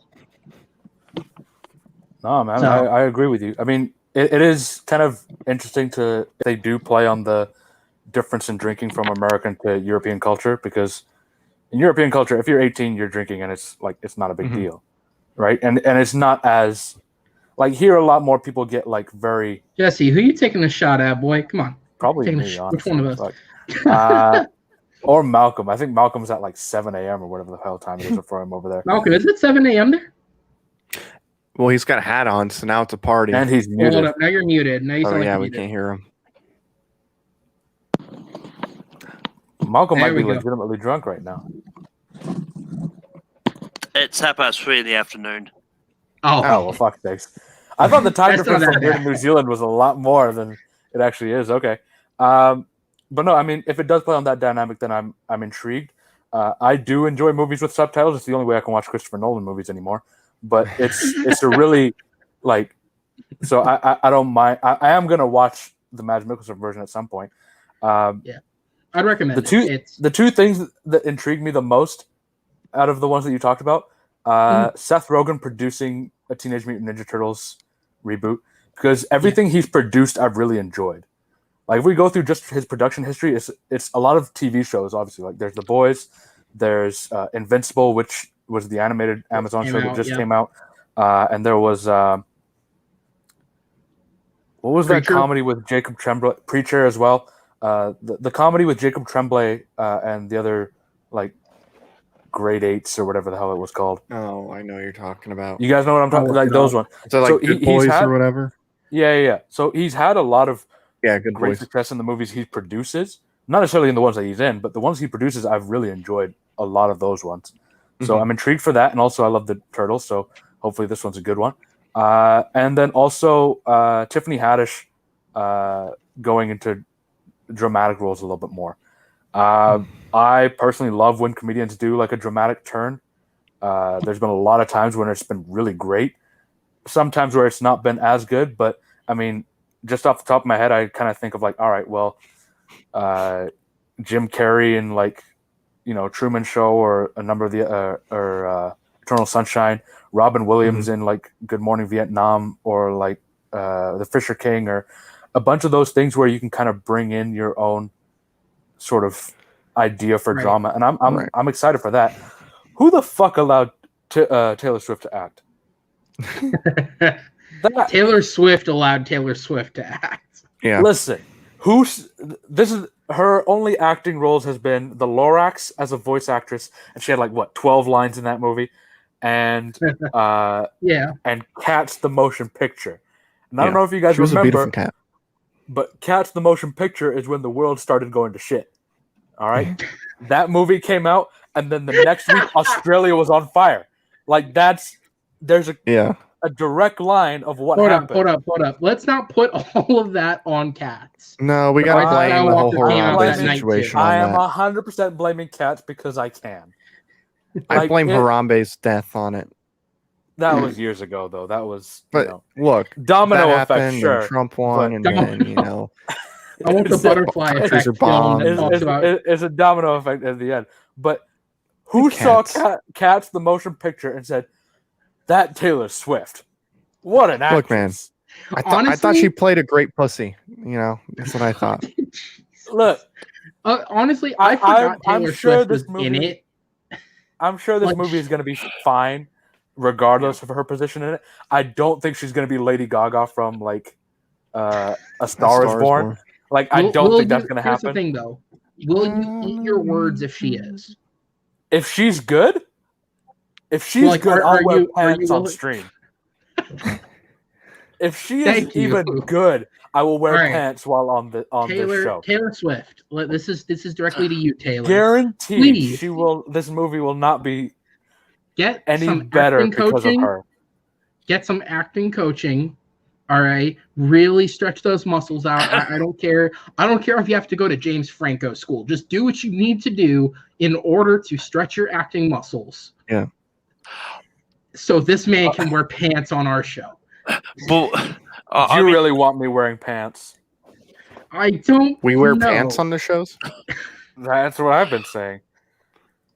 Wait, it's a full breeze down here. Am I the only? You know what? It's a good thing I check not for kids on these things, because God forbid. Yeah. Also, like, what even is this movie? Like, at this point, this cast is bigger than Spider-Man. There's no plot detail. It has a bigger cast than Spider-Man No Way Home, and we have no idea what's going on. And that's not even all the cast. Those are just the people who you'd recognize. There's a lot of smaller people in this movie too. It's. I'm waiting for like fucking Robert De Niro to also have a role. That's what people actually. It's funny you say that. That's what people cut in earlier cast announcements of this film. Robert De Niro, Michael B. Jordan, and Jennifer Lawrence were all included. At some point, they've dropped out. So I don't know whether they were replaced by certain actors or what happened there, but they were in earlier announcements. If they replace Jennifer Lawrence with Taylor Swift, and somehow this movie is still good, I don't even know what to tell you. I don't have any more words. Well, I think they were sick and never take them off. I think they were sick and tired of. No, take them off. Take them off. You gotta change. I'll do an entire show where I don't even show my face. I'll just show that I'm wearing pants. Like it'll just be a crotch shot. Look, they replaced Jennifer. Confident I am that this movie's gonna be shit. Look, they replaced Jennifer Lawrence in the movie because they were sick and tired of her bitching and complaining and nagging on set, like she does in every other movie that she's in. So they went with Taylor No. Swift. It's David O. Russell. She likes him. Yeah, she didn't fuck him like Aronofsky. Isn't David O. Russell also like very abusive to women? Like, wasn't that a thing that came out this week? Probably. I'm sure. And well, Taylor I'm sure Swift every was director. like, oh yeah, I've been never been in called a out. movie. Let me go work for David O. Russell, who is known for being lenient with actors. But I mean, I just don't understand so much about this. I mean, Malcolm, make this sane. Go ahead.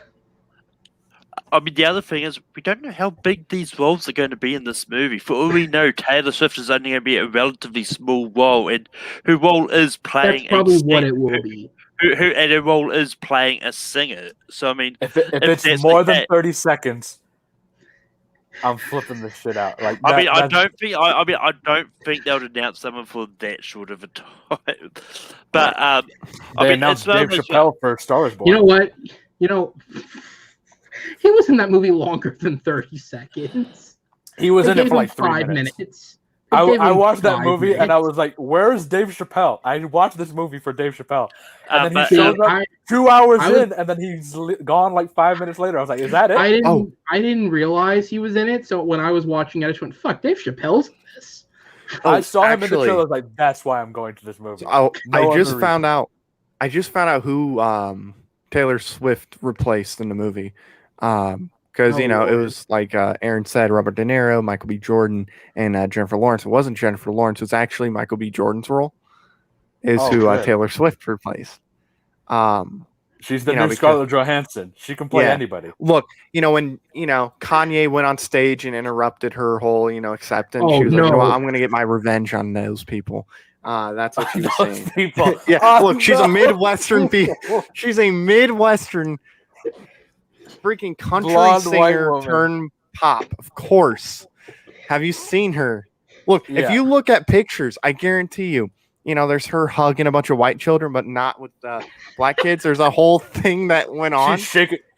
It's like the Key and Peele Obama sketch where he shakes the white people's hands and then gets real chummy with the black people. It's gonna be the exact opposite. She'll walk up to black kid like, "Nice to meet you. I'm Taylor Swift." Abort. Play the next video. She basically, when those rumors came out or the photos came out, she's like, she did the equivalent of no, I got a black friend, I'm not racist. That's my black friend is Michael B. Jordan. I just took his job. That's the best. Why do you think Future featured on one of her songs? That's to prove that she's not culture, racist. Man. Yeah, because everyone loves Future. Jesus Christ. Hey man, if there's somebody to prove you're for the culture with, let's get Future on. It's that or fucking Uzi with the diamond in his head, it's easier to go with Future. That dude is like this close to being an Infinity Stone for some reason. I'm not even telling you. Here's an article from The Guardian. My favorite thing was he took the fucking diamond out, and I'm like, yeah, no shit. Why would you stick something in your head that could kill you? He finally saw Infinity War. I'm like, that's what happens? If you thought I was lying about the Taylor Swift thing, here's an article that literally said Taylor Swift accused of racism. No, I believe you. I don't doubt it. I really don't doubt it. All right. There's so much about that girl, man. I don't like any Good Lord. Okay, so let me run through the other stories quickly. Tiffany Haddish. Turtles, go for it. Turtles. I didn't care about Seth Rogen. Like the talent makes me care a bit more. Like I like Rogen producing and helping with the story. I didn't mind Nate. Like I like the Neighbors film, so that writer, sure, cool. And the guy who made Mitchell's versus the Machines, or one of the two, again, cool. Great person to bring on board to direct. I'm glad for that. Great job. Yeah, Tiffany Haddish, again, it's kind of funny that like Kevin Hart's going down the I want to be more dramatic route, and now Tiffany Haddish is doing the same thing. So I think you could argue she's been the female Kevin Hart for the last 3 or 4 years, and that her stand-up is funny enough and her movies are varying degrees of meh. But she's better than Kevin Hart, but all right. Movie-wise, Girls Trip is better than most of anything Kevin Hart's ever made. I'll say that. Come on. Really? I mean, Think Like a Man 2 was better than Girls Trip? Really good. I mean, Think Like a Man 2 is one of the best movies ever made. Think Like a Man 2 is awful, but the first one's not bad. First one's like Godfather quality. Okay, the best movie Kevin Hart has done was 40-Year-Old Virgin. And if you disagree, you're racist. That's a great scene. It's one scene, and that's all I needed. If I'd never heard from him again, I'd be all right. Fuck, what else was in this one? Adam Wingard getting another project. Sure. Oh, yeah, sure. Good. Like I like Godzilla versus Kong. I like a lot. He had this like period where like back to back he made Blair Witch, which was just bad. Like there's no excusing that one. That one was bad. And then he made Death Note, which I thought was fine, but I get why fans of the show didn't like it.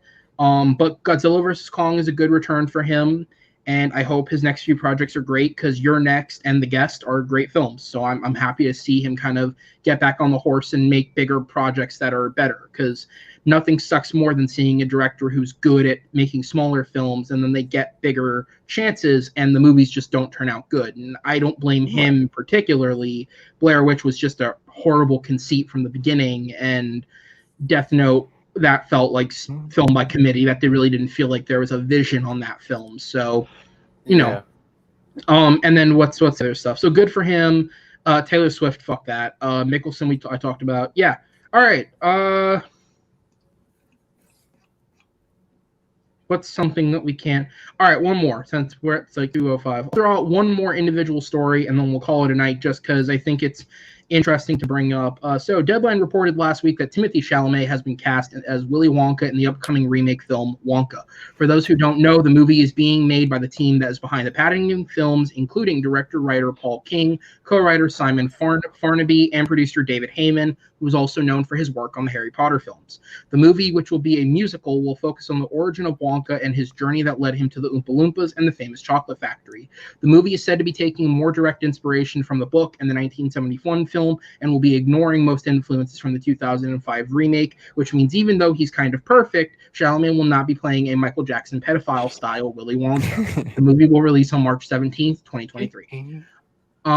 So I felt like this was worth bringing up. It was one of the ones that just we didn't have time for it last week, and at this point the Marvel stories aren't big enough to make worth bringing up. But look, I don't think we need a Wonka remake, but if we're going to get one anyways, then why not? I think it was between Chalamet and Holland, I believe, were the two that were like the main ones, which, like, sure, we need some Hollywood it boy. It's probably Chalamet or Holland right now. So, you know, Holland's gotten a few projects. Let's give one to Chalamet is basically what it is at this point. But I like him. He is a good actor. And I'm glad that they're taking inspiration from anything other than the 2005 film, because I feel like if they focused on young Wonka from that film, Chalamet would be stuck fucking a peach for the second time in a row. Because that's just, I don't. You know he loved that. It probably felt great. It probably felt great for me. It's how he lost his virginity. You know, in retrospect, that movie's way creepier when you know it's Armie Hammer he's with. But, yeah, I think the casting is fine. Like, the look, like, I could see him with the hair and all that, like, being a Willy Wonka type. And, I mean, sure, look, if anything, the team behind Paddington is a team that gives me confidence. Why on earth they walked away from Paddington 3 to do this, I don't know. But that's what they're, because Heyman is still producing it, but King and the writer are not attached anymore. So I don't know what made them want to walk away from that to do this.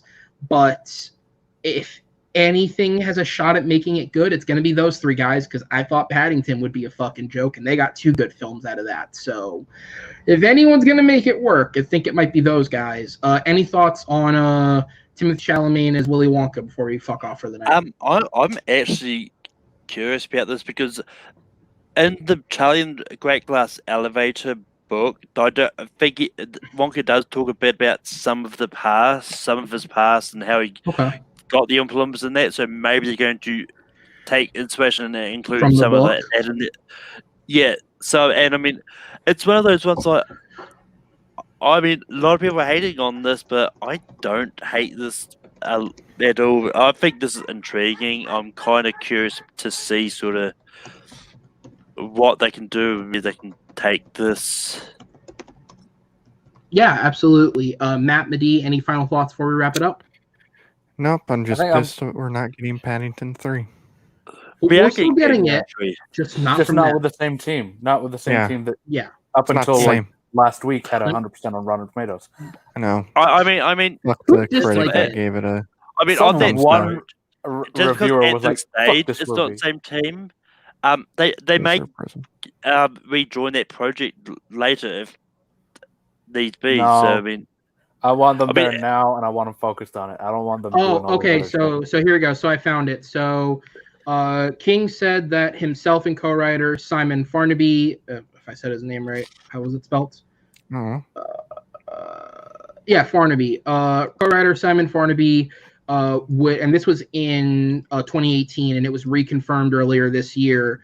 Heyman said that King and Farnaby would not be directly involved in the filmmaking, but they had already said to Heyman that whoever comes on to make the film, if they need any type of creative help, opinion, or input in any way, that they would always be there to aid them, as they want to see the third film in the franchise do well despite not being there. And then earlier this year, they did say that the film is going to begin active development very soon. I don't want it. So I mean, I still want it because I'm selfish and I want to see it, and I hope it ends up being like one of the greatest trilogies of all time, sort of thing. I'd love that. Are you kidding me? Shout out to Henry's show 3 and Out that me and Aaron were just on, because this would definitely have been on there if they'd already released it. But whatever. The only thing, here's the thing: Timothée Chalamet, I'm on. Like, yeah, he's been good in a few things, but I feel like I'm seeing way too much of him for not enough work put out. You know? Like, I'm kind of already sick of him, and I've only seen like 2 movies of him. And that's it. Like, he's just... I want him to be good in Dune, but after that, I'm just like, all right, I need a little bit of a break. So Midi, in response to you talking about wanting Paddington 3 now, so you're saying you don't care how, you want it now? As long as Taylor Swift is not involved. I mean, that was actually a quote from Willy Wonka and the Chocolate Factory, but... I do, yeah. No, I mean, I don't know. I'm intrigued by the concept of a Willy Wonka, like, origin story, but only slightly. Like, I'll dip my toe in, and then I'll kind of see how it feels, but I'm not going to be, like, jumping over. Like, Medee's going to watch the first 10 minutes and go, that's not a fucking teddy bear, and then turn it off. You know what I would love, though? You know what I would love, though? Like, the ultimate twist. They can make Wonka, once they're done with Wonka, I would love to see Paul King and his writer go back to teddy bears, but not Paddington. I want to see them make Ted 3. Yeah. All right. I'd pay to see it. Honestly, at this point, whatever Paul King does, I'm down for. Like, that's not even like a question anymore. He reminds me of, like... made 2 brilliant movies in a row of something that was, like, expected to be shit. Yeah, I'm going to watch everything you put out. He's like if Wes Anderson was palatable for the average person. Like, really, he is. Yeah, like he's definitely more like palatable Wes Anderson. But it's just, I'm intrigued because of him, not because of anything else. Like, if they put out a trailer and it ends up looking really good, sure, I'll hopefully enjoy it. But, you know, I'm not, like, holding my breath or anything for this. Right. Yeah, absolutely. So with that, guys, we're going to go ahead and close out the show. So it's something that you guys, so to kind of a bit of a, not announcement really, but it's something that you guys will see kind of come into effect over the next few weeks. But just for the sake of kind of keeping the show going, we are expanding our regular crew here by a few people, just to make sure we have more options to alternate the panel and to kind of fill in slots when certain people aren't available. Both Malcolm and Medee are a part of that recurring crew, so they will be on here a little more often than previously, along with some other former guests that you guys will see a little more often, just to kind of make up the numbers. That sounds terrible. It's more than make up the numbers, but considering we were a crew of like 5 or 6 beforehand, and, you know, some people have had personal things that have taken them away for a little bit, we want to make sure that we're still able to provide a show with multiple opinions and as many dirty, awful Paw Patrol jokes as possible. So we are here for your viewing pleasure. You say Paw Pounding? I did, yeah. Wait, there's a I didn't know this was that kind of show. We already said that those things are children. Malcolm, where can people find you? Talk about things that aren't as bad. You can find me listening to that was just a slip of the tongue. I mean, you could probably be listening to Aaron propose a Paw Patrols and Pound Puppies crossover. Yes, Malcolm. Yes. But you can also find me over on Take Three Productions, where I host Rectum every Sunday. Just before this, we did top 12 animated movies of the 2000s. And next week will be a topic that is the poll is on the Facebook page now to decide what you want the topic to be. You can also find me over in Full Metal. I host Full Metal Classic on Sundays and also Full Metal Random. This week, Random is also going to be on Sundays. It's going to be Jurassic Park movies. So. Awesome. Madi, where can people find you? You can find me on the other end of the internet from wherever Aaron is browsing because I don't want to be associated with that. That's Malcolm. I am so proud of you right now. You have no idea. Like you making that joke. Hold on. Dude, I'm so glad somebody else went there because I've heard of Pound Puppies before, and that's why I said it. I was like, Paw Pound. Fuck, that's not what this is. Why did I say that? It was like a Freudian slip. It's what you really wanted to say and what you really wanted to watch. And we don't kink shame, but I think for now we might have to start. You can find me on the various social media platforms at Madi R or Madi. You can spell my name and you can figure it out. There's not a lot of Madis on the internet. Like if you type my name in, you're gonna find me. It's not that hard. It's on screen. They don't have an excuse. Yeah, like. Just fucking write it. It's not hard. It's going to have a bunch of red lines underneath it because they're going to think you spelled it wrong. That's fine. You can find me on this channel, randomly on Take 3 every now and then, on some of Henry Confidential shows every now and then, on Amaru's show every now and then whenever I have time or I know what the topic is. I'm just like the extra guy that people bring in. Like, I usually just like, if someone's like, I need an extra person, let's go get that guy. He's cheaper than a hooker. And only sometimes half as good. That's your catchphrase. I'm cheaper than a hooker, but sometimes half as good. That I've written it on my resume. That's how I've gotten every job. I don't cost as much as a hooker. But I work just as good half the time. Yeah, the other half. This isn't a monetized show. That's why I'm allowed on a lot. That's what you guys can take away from this. Jesus, Matt, where can people find you? All right. Before I get into it, Aaron, what's that behind you? Puppies. We're not going to pound puppies, but speaking of that, what's behind you? My chair. Oh, fair enough. Yeah.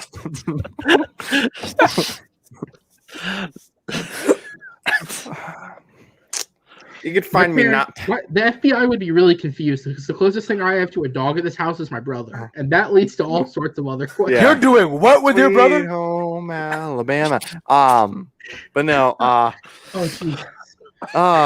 Anyway, you can find me not pounding puppies. You can also find me on this channel on After Dark, which is, guess what, on Saturdays. Wow. Bet you guys didn't know that. Now you do. So you can find me on there. Me and Alan have a political show. Cancel the show. Hasn't been canceled yet. Will it be canceled in the future? We'll see what YouTube says about that.